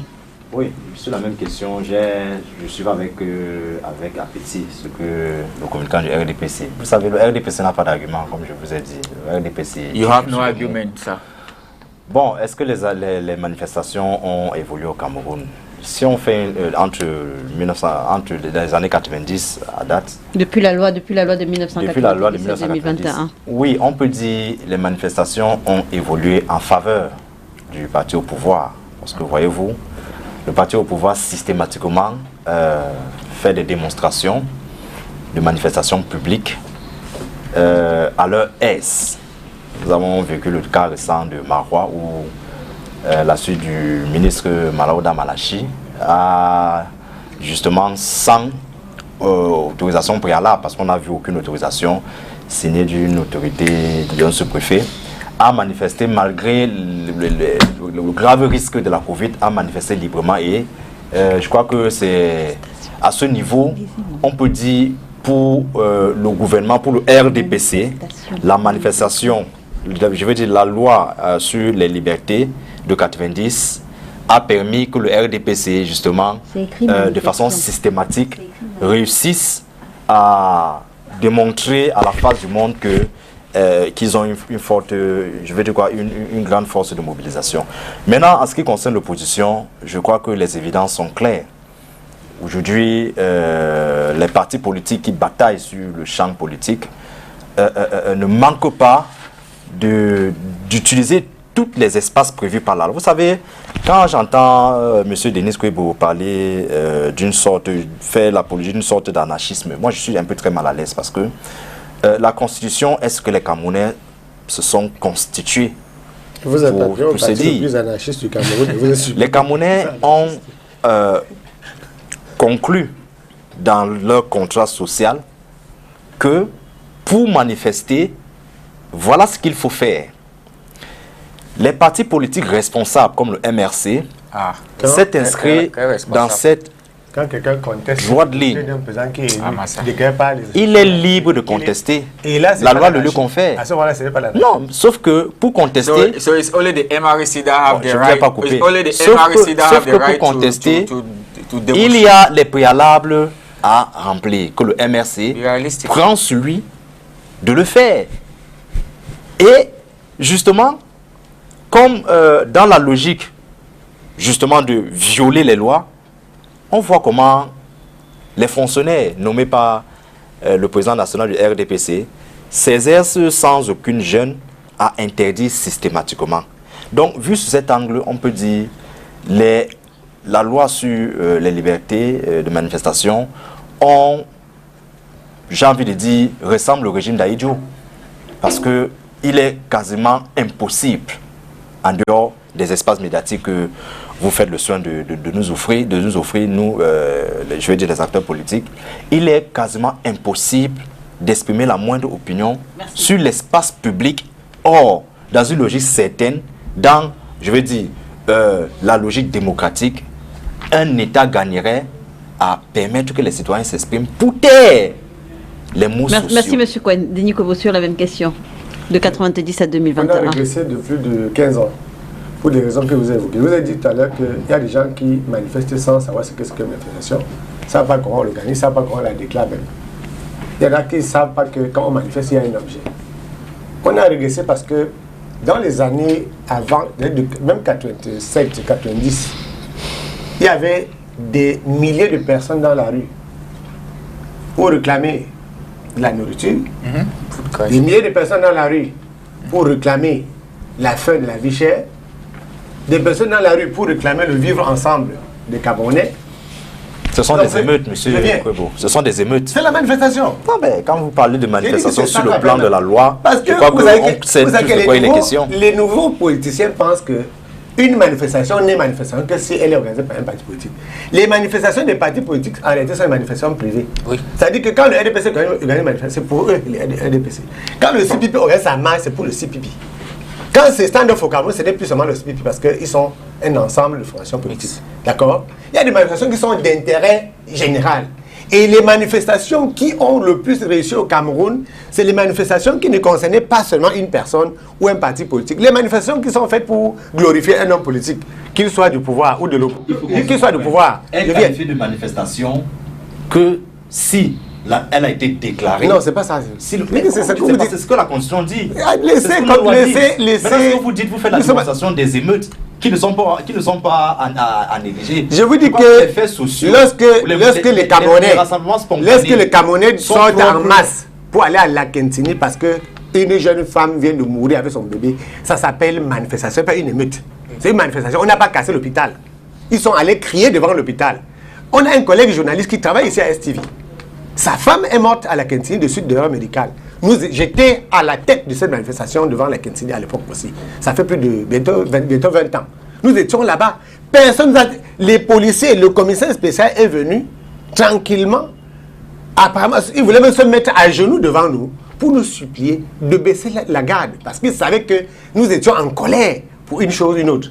Quand vous voyez ici au Cameroun, vous savez, il y a des villages où on bat la route. Pourquoi? Depuis un mois, on n'a pas l'électricité. C'est une manifestation publique. Oui. Vous avez vu une dame qui a fait face, je l'ai vu tout récemment, qui a fait face à un sous-préfet dans un dit on ne passe pas ici. C'est ça qu'on appelle manifestation publique. Et même le sous-personne ne pouvait l'empêcher de le faire parce qu'ils savent que cette dame a raison. Maintenant, il ne faut pas confondre ces manifestations. Quand vous dites qu'il faut réformer le code électoral, ce n'est pas pour vous. Si les gens sont dans la rue, désormais on veut un scrutin à deux Merci tours. Denis Kobo. Moi j'ai été interpellé à Bolanjo quand le Front des Forces Alternatives à l'époque, 2004, manifestait pour une élection à deux tours. Le vote des Camerounais. Merci Denis Kobo. On ne l'avait pas chicoté. Elvadas Kenny. Ça dépend de l'objet et de la popularité, du caractère populaire. Merci Denis Kobo. Allez-y Elvadas Kenny. Oui, parlant de la période que vous avez citée, 90 à 2021, de ce qui est de l'évolution des manifestations publiques, je dois dire que, pour être honnête, on a régressé pour ce qui est du respect des libertés fondamentales des Camerounais, liberté d'expression, liberté de manifestation. C'est à se demander s'il n'y a pas, au jour d'aujourd'hui, à l'ENAM, un module sur l'interdiction des manifestations de l'opposition. Parce que nous sommes vraiment surpris de ce qui se passe aujourd'hui. Mais à la suite de monsieur Kouebo, je voudrais reconnaître quand même que par rapport à 90, il y a également une régression sur la capacité de mobilisation des acteurs politiques camerounais, sur la capacité de synergie d'action, de synergie d'action pour mettre les Camerounais ensemble pour défendre des causes transpartisanes. C'est pourquoi aujourd'hui, Stand Up for Cameroun regroupe plusieurs partis politiques et de temps à autre adresse des questions qui sont des questions de préoccupation nationale. Donc nous pensons qu'il est important aujourd'hui que, tel que le parti au pouvoir s'est organisé pour enseigner aux sous-préfets l'interdiction de manifestation, il est important pour les opposants de travailler de nouveau pour contrer cette nouvelle tactique de la dictature en place et pouvoir les affronter sur ce terrain-là et pouvoir nous exprimer sur nos opinions et dire ce que nous pensons de la gestion de la cité. Chris, dans les régions du nord-ouest et du sud-ouest, au moins 10 personnes, des soldats ont perdu la vie ces 2 dernières semaines dans les 2 régions anglophones du pays, sans compter les enlèvements qui sont toujours à l'ordre du jour. Alors, docteur Neba, vous venez justement de Boya, vous êtes parti ce matin. Alors, quelle est la situation? Okay, thank you, Leila. I want to say that the situation in the northwest and southwest is not good. Let's be honest, our politicians, our elites have to be honest. It's time we solve the problem. The CPDM elites. Permit me, even the MRC elite. When I say elite, please be responsible when I'm talking. When I'm be responsible, be responsible. Be responsible, please. Calm down. Be responsible. Is Maurice Kamto honest? Be responsible. Is Maurice Kamto very honest? Is he a saint? Is Maurice Kamto a saint? Who's honest? Let's get back to the question. Thank you, Madam the moderator. I want to say that in the northwest and southwest, things are not fine. On daily basis, we have seen situation in Bali, where military people were killed. We have seen situation in Gabu, where children were killed.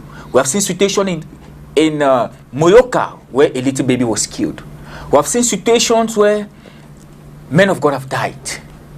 We have seen situations where civilians are dying, people have been kidnapped on daily basis.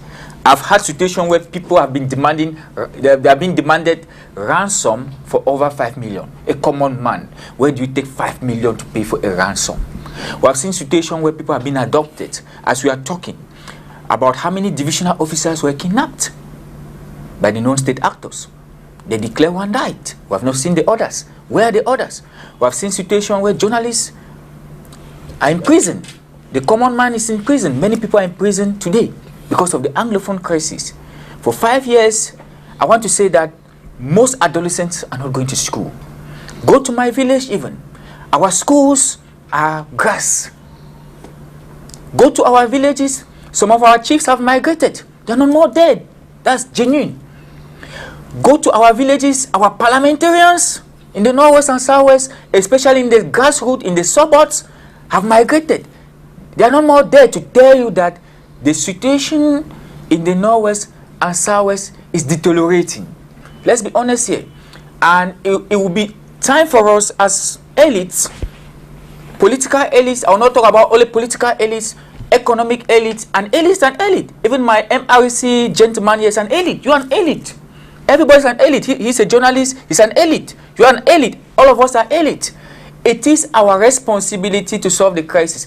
The fear fact, psychologically, people are in pain, in dissonance, in trauma, in flashback, in psychological flashback because of the memory of their lost ones. We have people, their houses have been burnt in ashes. Their properties are not there. They are homeless. They are refugees. They are IDPs. And so on. It is now time for us. A major national dialogue was called by His Excellency President Paul Biya. And some parties feel that the dialogue was not enough. Yes, dialogue is a process. And I think that in the years ahead, we'll see what to do because talking is a process, dialogue is a process, negotiation is a process. It is a time for us. We are talking because I'm talking because the non-state actors abroad, the AMBA leaders abroad, they are in division, they are in camps. Sako and the rest, Tato and the rest, all those people, they are in division. They are fighting leadership power among them. All those non-state actors abroad. They are not even the people who started the crisis. The Naira 10 who started the crisis, they're in prison. But you see people like Ikumbe, a lot of them, Sako, they're abroad there. They are following the crisis. Their children are going to school abroad. They are living in nice economic conditions. Children here are vulnerable. So it is time for us to be collective, to speak the truth, to sit in the table again and keep on talking to the people who are holding guns so that we drop our guns and solve the problem. Monsieur Kondilan, vous également, vous êtes originaire du département du Mbui, dans le nord-ouest. C'était quand la dernière fois que vous y étiez? Ça date. J'y étais il y a de cela 4 ans aujourd'hui. 4 ans. Vous n'y êtes pas retourné, pourquoi? Voyez-vous, je ne suis pas retourné pour 2 raisons. La première, c'est la crise sécuritaire, qui n'est plus, du moins au lendemain de ma visite là, j'ai décidé de ne plus retourner jusqu'à ce que cette situation-là se normalise. Et la deuxième raison, c'est aussi parfois mes prises publiques en ce qui concerne la crise anglophone. Vous savez, chez les Amba Boys, du moins pour ceux qui ont pris les armes, ils ont ce qu'ils ont qualifié de black leg, c'est-à-dire quand vous dites des choses qui n'est pas à leur avantage et que vous êtes originaire de là, ils vous qualifient de black leg. Donc, pas peur pour ma propre vie de ne pas être identifié par l'un des groupes comme peut-être un communicant qui dit des choses un peu dures à leur endroit. J'ai décidé d'y retourner quand la situation sera normalisée, si jamais un jour elle va se normaliser. Vous faites bien de poser la question. La crise anglophone, justement, met sur la table les problèmes qui sont des problèmes existentiels. Parce que, il me semble, dans l'une de vos questions, vous demandiez si le contexte est propice. Dans une situation où les Camerounais meurent par milliers, dans nos forces de défense, dans les populations civiles, et dans ceux qui ont décidé de prendre les armes pour s'attaquer à la République. C'est une situation tellement, je vais dire, qui met plus d'un Camerounais mal à l'aise. Et ce qui crée encore ce malaise, c'est que justement, la personne qui a dit aux Camerounais qu'il tient les pouvoirs, qu'il a la responsabilité d'assumer tout ce qui est avenant et ce qui concerne la République. Cette personne, je suis un peu surpris. Vous avez parlé tout à l'heure d'un meurtre qui a eu lieu où on a tué, je crois, à Bali. On a tué 5 forces de maintien de l'ordre. On a tué une maman, la maman d'un Amazonien. Nous sommes dans une situation de crise, de haute crise. Mais on a le chef des forces armées.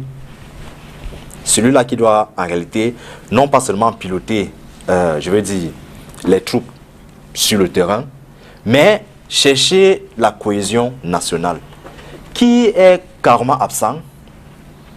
J'ai dit absent, qu'il soit dans le territoire, ou alors qu'il soit actuellement où il se trouve, en Suisse, qui est complètement absent, qui n'adresse pas à la nation les issues de solutions, qui ne cherche pas à fédérer les forces vives pour que les questions centrales qui touchent la vie de la République soient débattues. On a longtemps appelé au dialogue inclusif. Je me rappelle, au lendemain de cet appel, de la bouche de M. Biya, il s'interrogeait avec qui allons-nous dialoguer. Et quelque temps après, en grande pompe, M. Biya s'est encore vu permis d'appeler à un grand dialogue national qui, au jour d'aujourd'hui, continue à voir les assassinats, le meurtre et carrément 2 régions à genoux. La crise anglophone aujourd'hui, justement, expose ces problèmes que nous, politiques, nous portons. Parce que quand je le dis ainsi, il y a certains Camerounais qui disent que nous faisons de la récupération. Et ce n'est pas malhonnêteté. Permettez-moi de le dire. Et quand ils le disent, ça fait des choux gras du RDPC. Parce que mon compatriote ici, quand il fait un argumentaire, il dit le MRC s'associe avec... Non. Nous dénonçons la malgestion. Nous portons le deuil des familles qui aujourd'hui paient le lourd tribut. Nous comprenons la cause des gens comme moi qui ne pouvons plus rentrer aisément chez eux. Le MRC, chaque fois qu'il veut déclarer une manifestation, a comme objet, tout à l'heure je vais reprendre nos grands frères Denis Kwebo, a comme objet la crise anglophone, qui est un problème central. Est-ce donc un crime de se sentir concerné et de dire que ce problème-là doit concerner la République? Il n'est pas question que le chef d'État fasse des distractions. Il n'est pas question que celui qui a dit qu'il va présider aux destinées de la nation se retrouve en train de faire des cours séjours privés quand des Camerounais meurent. Ce sont des aberrations de gestion. Les organisations internationales, les amis du Cameroun ont appelé le gouvernement camerounais de s'asseoir sur la question dans le cadre d'un dialogue inclusif. Mais nous en sommes aujourd'hui en train de tirer les mots. Jusqu'à quand allons-nous compter les morts? Ce sont des interrogations, on peut les prendre à la légère, mais je dis, l'enjeu de la République est sur la table. Si ce problème, tel que décrié par l'opposition, n'est pas en réalité abordé sous l'angle... Le docteur Neba a aussi décrit le problème. Non, mais le docteur Neba lui fait dans l'hypocrisie, parce qu'il refuse d'assumer c'est son régime. Il refuse d'assumer que c'est le régime RDPC qui est à la manette et qui refuse d'aborder les vraies solutions. Quand nous dénonçons et nous apportons nos solutions qui ne sont pas écoutées. Monsieur Biya n'a jamais, en réalité, convoqué ses opposants pour débattre sur la question nationale. Monsieur Biya s'est toujours tagué d'aller rendre compte à la France, par exemple, d'aller poursuivre ses cours séjours privés en Suisse, quand nous sommes sur les cribles de balles. Et je crois qu'il est temps que nous prenions nos responsabilités. En quelques secondes. Et que nous disons des mots tels qu'ils sont. Le RDPC a failli et il a mis ce pays dans une situation de guerre. Il est temps que les Camerounais disent non et demandent à ce régime constitué de ce parti politique de libérer et de laisser les Camerounais construire le pays. Merci Dylan. En quelques secondes, Dr Neba. Use 1 second, madam.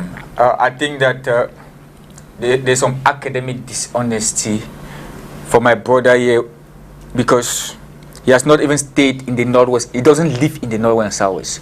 Can he go there? He has not gone there for 5 years. And he sits here and pour blames on people. Even 4 years, he sits here and pour. I'm going to Bamenda nearly. I go to Bamenda. I know the heat there. I live in Boya. I know the heat there. Don't sit here and talk ignorantly with that because CRM is an ignorant party. What are you saying? What I'm saying is that what is happening there. You describe the situation. What I'm saying is that, madam, you have been there. You describe the situation. What I'm saying is that what I'm saying is that point of view. When you look at the problem in the Northwest and Southwest, this is a serious problem. Life is sacrosanct. Life is divine. Human life is very, very important. And I've earlier said here, if you keep on blaming one side, we will not solve this problem. We need collective responsibility to solve this problem. Let's look at things from all angles. The non-state actors are there. They are the one holding, they are the one sending guns, the smuggled guns, they send to those who... Please, let me talk, sir. Listen, be gentle, be gentle. They have... Madam, the journalist, we have to be honest to solve this problem. The non-state actors abroad are fueling the crisis too. The military is there causing their own destruction at times when the government is there to call. The government is there to call them in. Yes, the government is there to call them in order. We have seen the situation in Gabu where the military went astray. The government called them to order, and there are other cases that I think that should be looked. And the civilians also have to be protected. Those holding guns, it now comes to for us now to have a collective responsibility. If you keep on blaming Mr. Biya, Though Mr. Biya is a guarantor of peace in this country, as the constitution says, but President Biya is the President Biya is the guarantor of peace. He's the guarantor. He does not have to answer killings. He doesn't. Exactly. He's not the kidnapping. And so President Biya is not the one kidnapping. Also, have to be very President Biya is not the one kidnapping. President Biya is not the one calling for ransom. Are you getting me? President Biya is not the one adopting people. But the military also is causing their own destruction. You will not come from the MRC and you are there just you're just talking things. En fait, la situation que vous décrivez as Cameroonians, the issue now is not blame games. Madam, what is killing us Cameroonians with the Anglophone crisis now is blame games. We will keep on blaming and lives are going. Nobody is safe in the Northwest and Southwest. We have to continue with the dialogue process. MRC will continue with their propaganda. Propaganda will not solve the problem. Alors, sous quel prisme, Elvadas Kenya, est-ce qu'il faut lire les derniers événements justement dans la crise dans le nord-est et le sud-est? Je précise qu'il y a quelques jours, on parlait du meurtre de 5 hommes en tenue et le docteur Neba nous a brossé vraiment la situation actuelle à Buea et puis dans le sud-ouest en général. Oui, effectivement, Madame Lela, la situation s'aggrave de jour en jour sur le terrain. Parce qu'il faut dire que Stand Up for Cameroun produit un rapport sur la situation des droits de l'homme au Cameroun depuis janvier 2021. Et à la lumière de ce rapport, nous pouvons dire que rien que pour le mois de juin et qui s'est achevé, dans la région du nord-ouest et du sud-ouest, on a connu 61 décès du fait de la crise, parmi lesquels une dizaine d'hommes en tenue. La situation s'aggrave chaque jour et s'enlise. On a connu près de 9 cas de kidnapping dans ces régions-là. Et on observe au jour d'aujourd'hui que ceux qui ont pris les armes pour réclamer la sécession sont en train de se perfectionner dans la lutte armée et dans le matériel qui est utilisé chaque jour sur le terrain. Nous voyons aujourd'hui la manipulation et l'utilisation d'engins explosifs, ce qui cause des graves dommages aux populations. Donc la situation est suffisamment grave et nous pensons que ça a déjà trop duré. On compte aujourd'hui plus de 3000 morts et chaque jour que nous perdons un Camerounais, qu'il soit militaire ou civil, c'est un mort de trop. Parce que cette guerre n'aurait jamais dû avoir lieu. Et nous pensons que, après avoir décrié cette situation, qui ne fait que s'aggraver, rien n'a changé dans ces régions depuis le début de la crise. Les enfants ne vont pas à l'école, la grève continue à avoir lieu tous les lundis depuis 4 ans aujourd'hui. Les villages sont désertés, les villages sont incendiés. Donc la situation ne fait que s'aggraver et la vie se complique de jour en jour dans ces régions. Il est temps que, après avoir décrié cela, et je salue le compatriote du RDPC qui a reconnu que la situation va effectivement mal. Mais nous pensons qu'au-delà de décrier cette situation qui va mal, il est urgent de venir aux solutions concrètes. Parce que c'est quand même déplorable. Nous avons assisté il y a quelques jours à la fin de la dernière session parlementaire, au cours de laquelle on n'a pas toujours pu parler de la crise anglophone. Ça fait quand même 4 ans que cette région est en guerre. Tous les parlementaires dans le monde, toutes les assemblées nationales ont parlé de la crise dans le nord et le sud-ouest, sauf le Parlement camerounais. Donc c'est dit que c'est une question qui ne nous intéresse pas. Et nous pensons qu'il faut arrêter cela, il faut aller aux solutions concrètes. Et comme il y a des pistes de solutions, nous pensons que le Cameroun... Quelle est la force de frappe du Parlement camerounais?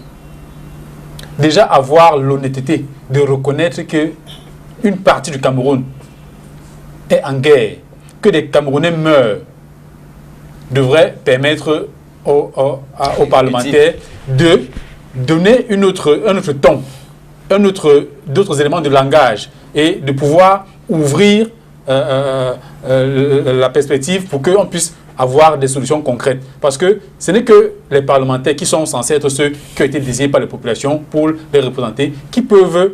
Mais est-ce que le Parlement camerounais a le pouvoir de changer quelque chose à la situation? Le Parlement camerounais tel qu'on le connaît, constitué tel qu'on le connaît. Ils n'ont même pas essayé. Ils n'ont même pas essayé d'apporter une solution à ce problème. Parce que nous pensons que eux qui nous représentent à l'Assemblée nationale, qui ont la capacité de pouvoir modifier les choses de façon durable sur ce que nous pouvons traverser en tant que pays, ils n'ont rien fait. Donc, ils auraient essayé quelque chose. La question que je pose, c'est qu'un débat à l'Assemblée nationale, un débat au Sénat, qu'est-ce que ça aurait changé dans cette crise? Il ne s'agit pas simplement d'un débat, parce qu'un débat à l'Assemblée nationale aurait abouti à prendre des décisions et aurait permis de donner des instructions aux membres du gouvernement. Donc, lorsqu'on ne le fait pas, les membres du gouvernement qui entretiennent cette crise, cette guerre dans ces régions-là, se plaisent dans leur situation et continuent. Qui entretiennent la guerre. C'est ça? Il faut poser la question. C'est les membres qui font la guerre. C'est eux qui font la guerre. Non, je reconnais avoir un journaliste comme compagnie sur le plateau, mais jusqu'à ce moment-ci, il n'est pas celui qui pose la question. Allez-y, Alvadas Kenye. Donc, les parlementaires auraient permis de mettre le Cameroun ou bien d'instruire le gouvernement de prendre d'autres options pour la résolution de la crise. Nous pensons qu'il aurait été important de pouvoir apaiser la situation, tout au moins en libérant ceux qui, dans le cas de cette crise-là, ne sont pas reconnus avoir perpétré des violences ou bien des crimes dans le cas de cette crise. Il y a des Camerounais qui ont été tout simplement raflés dans les rues et qui se retrouvent depuis près de 4 ans aujourd'hui enfermés à la prison. Ils n'ont pas de place là-bas.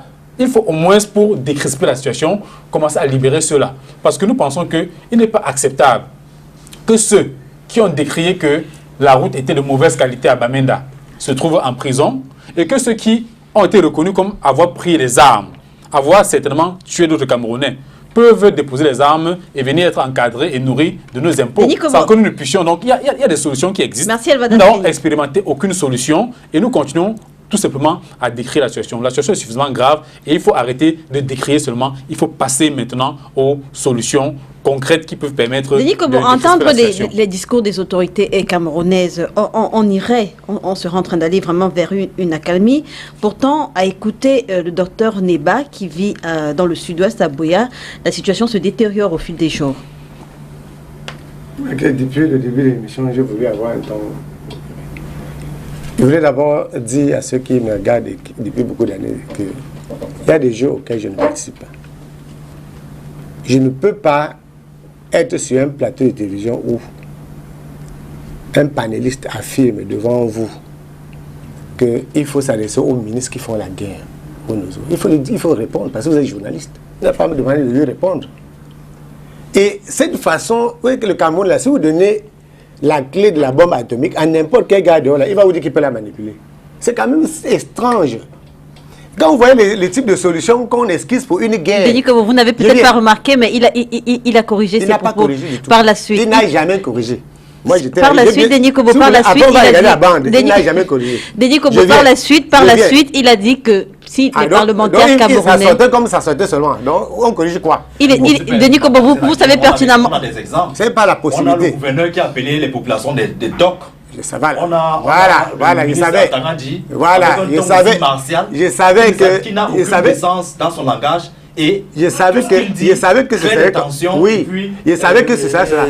Ça peut dégénérer. Donc, on peut faire ce rapprochement. Vous savez, il y a des ministres, il y a des officiels qui instrumentalisent. Quand vous prononcez le nom, messieurs, là à la fois. On peut le dire. Quand vous prononcez le nom, y compris le nom du ministre Atangaji, ça veut dire que vous ne comprenez rien à cette crise, comme votre camarade dit, et vous êtes anglophone. Si vous comprenez quelque chose, vous ne pouvez pas dire d'un ministre comme celui-là, parce que c'est qui vous embête. Monsieur Atangaji, je viens. J'ai dit qu'il vous embête. Ce n'est pas moi que vous entendez. Il vous embête, vous, parce qu'il ne joue pas votre jeu. Je voulais passer à autre chose. Je voulais dire, il est là que tout à l'heure, on a parlé des manifestations publiques. Allons à l'origine de la crise. On ne va pas faire un cours d'histoire.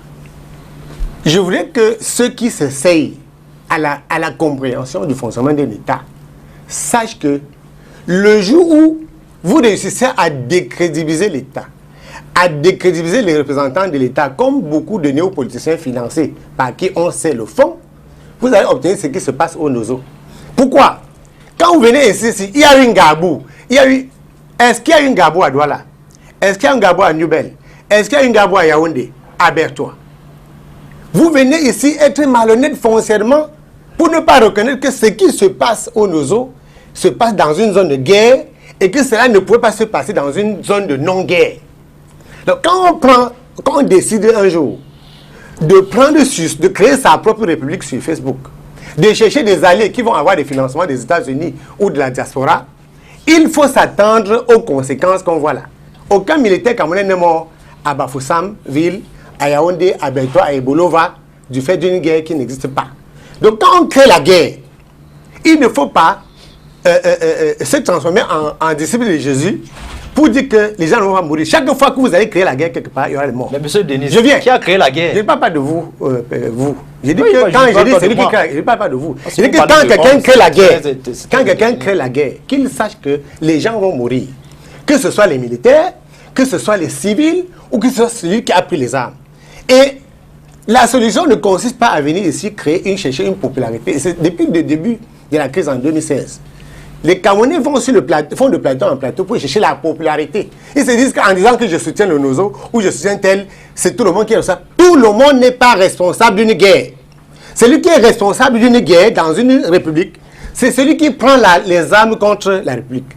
Vous ne pouvez pas dire qu'on a kidnappé quelqu'un, on a demandé la rançon, on a égorgé les militaires. Vous venez, vous voulez aspirer à diriger le pays, vous dites que le responsable c'est celui qui est président de la république. Ne prenons pas le problème.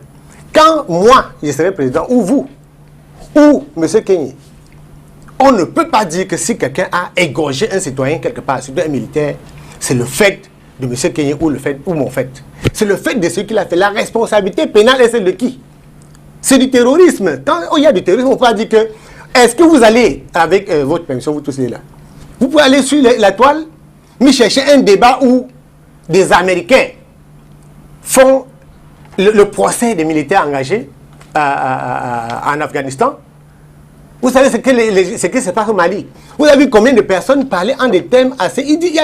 Quand la critique est politique, elle est politique. La responsabilité politique dans un pays, c'est que le président de la République, en tant que responsable de l'intégrité territoriale du pays du Cameroun, prend les décisions qu'il faut pour garantir la sécurité de tous les citoyens. Et il ne revient pas à un citoyen qui serait en colère ou qui voudrait être populaire de dire qu'il n'a pas le droit de le faire, il devait là commencer. Tout à l'heure, s'agissant de mes camarades qui ont publié un rapport, si je vous demande en tant que journaliste, où sont les actes matériels de votre rapport? Vous étiez à quel point? Est-ce que dans votre rapport, c'était que j'étais à Bengui, je suis allé à tel endroit, je suis allé à Ndou? C'est trop facile de rassembler les éléments et dire que, venez, il n'arrive pas dans une situation de guerre qu'un groupe de partis politiques, d'associations, publie un rapport sectoriel. Parce que le rapport doit être détaché. Vous ne pouvez pas prendre sur vous de dire ce qui se passe quelque part, alors que vous ne savez pas. Je peux comprendre que les organisations, peut-être de femmes, basées dans le Mboui ou dans la Mézam, publient quelque chose sur la base de leurs observations sur le terrain. Il faut faire très attention. Et pourquoi? Parce que n'importe quel financier serait preneur de ce type de rapport émanant de nous. Il faut faire très attention. Est-ce que Denis Kobo... Est-ce que vous... Non, je vous le dis. Vous avez posé une question, M. Kwebo, je voudrais répondre à cette question. Oui, c'est bien. J'ai répondu ça à d'autres par le passé. C'est pas la première fois. Lorsque vous dites, est-ce que nous avons les éléments matériels pour justifier des chiffres que nous avons donnés? Non, c'est pas ces chiffres, on a les chiffres. Nous tous, on a les chiffres. On est d'accord sur les chiffres. Oui, mais sur l'analyse d'une situation... Non, l'analyse peut être faite par tout le monde. Mais là, nous parlons d'abord des faits. Les faits, c'est que la situation sur le terrain est grave et se complique de jour en jour. On a connu déjà pour 2021 près de 391 cas de décès du fait de cette crise-là. Rien que pour la... C'est pas la crise qui tue les gens.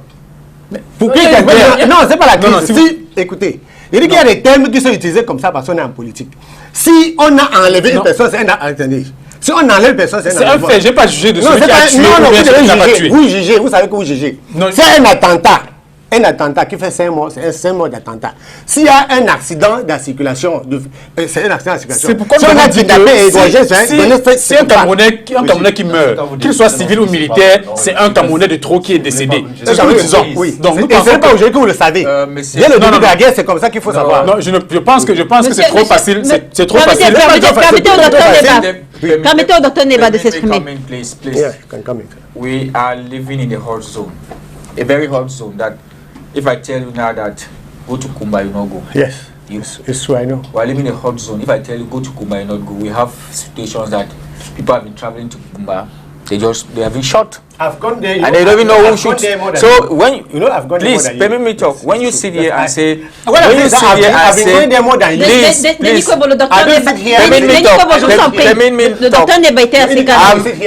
permit me talk, sir. we should be solution-based. Yes. This is a time for us as Cameroonians to be solution-based. You can pinpoint things, will not solve our own problems. The truth is that the Northwest and Southwest is in fire. Our villages that we are even calling for decentralization is in fire, because how do we start it when those boys are still holding guns and the fear factor is there, and the guys are having the same kind of guns that military people are having? Where are the guns coming from? So the guns are from the guns. No, it's not what he said. The guns are coming. The guns are. That's not what he said. Listen. The guns are coming from the Ambazonians. Okay. From the Ambazonians abroad. They smuggle guns to them. I thought they came from Portugal. No, from the Ambazonians. The Ambazonians abroad are the ones fueling this crisis, and I think that they smuggle guns. The Ambazonians abroad, they are the ones fueling the crisis. And the truth now is that we have to sit now as a people to solve the problem, accept our fault. Ambas will accept their fault. Politicians will accept their fault. The government will accept the fault. Opposition parties will accept their fault. We sit and we compromise. Vous appelez à un dialogue qui va It's a process. Dans lequel on va retrouver. It's a process, madame. Vous appelez à un dialogue dans lequel on va retrouver et le gouvernement camerounais, mais également les Ambazoniens. Okay, the government has called for a national dialogue. Un réel dialogue où toutes les parties seront entendues. And people were invited abroad. Yes, the dialogue to them. They feel that it's not inclusive, the non-state actors. And I think that dialogue is a process. And we must start with dialogue from the family level, the macro level too. Mais où est-ce que ce dialogue devrait se tenir, puisque les représentants, entre guillemets, des Ambazoniens vivent à l'étranger et ont peur, on va dire ça comme ça, de revenir au Cameroun. Exactement. It takes good faith to solve this problem. It takes good faith and political will. If the political will is there, we solve the problem. Let involve in a national dialogue again that's inclusive. That I think that President Biya might call for it because the process. En fait, ce que vous dites, c'est que le précédent dialogue n'était pas suffisant. Listen, madame. Dialogue is a process. Whether we like it or not, dialogue is a process. Even us talking here is part of the process. And the truth is that we must talk with the people who are concerned. And I think that government is talking to them. And let's keep on talking to them too in our different ways. And I think that our community also have to come out. The population in their various suburbs, in their various communities must come out and decry the adoption, the killings, and so on. Because I feel that if all the community come out and say enough is enough, this crisis will end today. Merci docteur. Et pour sortir de cette émission, j'aimerais avoir en un tour de table la lecture que chacun de vous fait de la récente altercation entre une élue de la nation et les forces de l'ordre à Bafoussam. Il faut dire que la vidéo qui a circulé sur les réseaux sociaux a divisé l'opinion. On va commencer par vous, Monsieur Cohen. Oui, en quelques minutes, mais je ne vais pas quand même aller sur la députée sans faire un petit détour, parce que j'ai suivi le docteur Neba, il a parlé en tant que citoyen. Je l'ai vu être dépourvu de la casquette de politicien. Parce que s'il faut analyser sur le plan politique, il est allé beaucoup à l'encontre de ce que ses leaders politiques en disent. En l'occurrence, le ministre de l'administration territoriale qui a quand même bravé en disant que Monsieur Cohen, on est sorti de l'émission déjà. D'accord. Maintenant, pour l'altercation qui a eu lieu à Bafoussam entre la députée, personnellement, et là c'est pas sous la casquette politique, personnellement, je pense que ça a remis sur la table la question de la hiérarchisation au niveau des pouvoirs. Quand on lit la Constitution dans son article 4, où justement on dit que le pouvoir est exercé par l'exécutif, le législatif et le judiciaire, on peut comprendre que les forces de maintien de l'ordre, également prévues par la loi, sont tenues d'être, je veux dire, respectueux, et il y a un certain nombre de choses qui est cité là. On peut se dire qu'un député pour l'image du Cameroun impose le respect et la retenue, surtout venant d'un agent des forces de l'ordre. Donc, si Madame Nouran s'est retrouvée peut-être en train d'embarrasser un dispositif dûment instruit par le gouverneur de la région. Pour l'image, elle en tant que femme, elle en tant que députée, les forces de maintien de l'ordre devaient avoir beaucoup de retenue. Pour 2 raisons. La fonction occupée et le genre qu'elle incarne. Je crois qu'avec ça, on n'aurait pas assisté à ce jeu de rue parce que finalement, on a vu l'Assemblée nationale être mise sur la place publique ou alors être comparée à l'institution qui est la police. D'accord. Donc, je crois que les institutions de la République doivent trouver des mécanismes où le respect, tel qu'on respecte l'organe exécutif, on devait également respecter l'organe législatif et l'organe judiciaire. Si je suis député, je me ferai l'obligation de respecter la charge de mes propres responsabilités. Je me ferai l'obligation de respecter les agents et les fonctionnaires qui sont chargés d'implémenter les lois que nous avons votées. Je me ferai l'obligation de respecter mon propre genre. Parce que dans les situations où on a de subordination, je dis si c'est moi, la responsabilité énorme est celle de celui qui est au-dessus. On va demander que c'est moi qui respecterai le policier qui assure la sécurité en un lieu où des compatriotes de confession musulmane sont en train de prier, en un lieu où il n'est pas possible de passer. Parce que sur ce cas-là, vous avez un barrage qui donne sur un cul-de-sac. C'est-à-dire que même s'il n'y a pas de barrage, la députée Nourane aurait seulement buté sur le fait qu'il y a des gens qui prient et seraient retournés par elle-même. Donc c'est pour l'intérêt de la députée Nourane que le policier lui dit qu'il faut retourner. Parce que ce n'est pas possible de traverser. Et si c'est les vidéos qu'on a vues, la personne qui en premier bouscule l'autre, c'est qui? Il y a ce qu'on appelle en journalisme les avant et les après. Vous ne pouvez pas prendre un acte qui impose après pour l'opposer. Denis Kobo, c'est en tant que femme que je vais vous poser la question, permettez. Quand vous dites en tant que femme, vous êtes en train de déshonorer la femme. Denis Kobo, ça veut dire qu'elle méritait le traitement qui lui a été asséné parce qu'elle est la première qui a commencé. Les choses au Cameroun.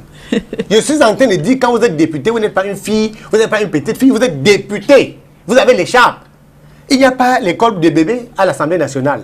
Et quand vous dites une femme, c'est-à-dire que la femme a le droit d'aller bousculer son fils qui est en train de maintenir la sécurité à un poste. Non, son fils lui a manqué de respect. Je retire ce que j'ai dit. Vous savez, poser des questions en tant que femme. Il y a une certaine... Non. Je retire ce que j'ai dit.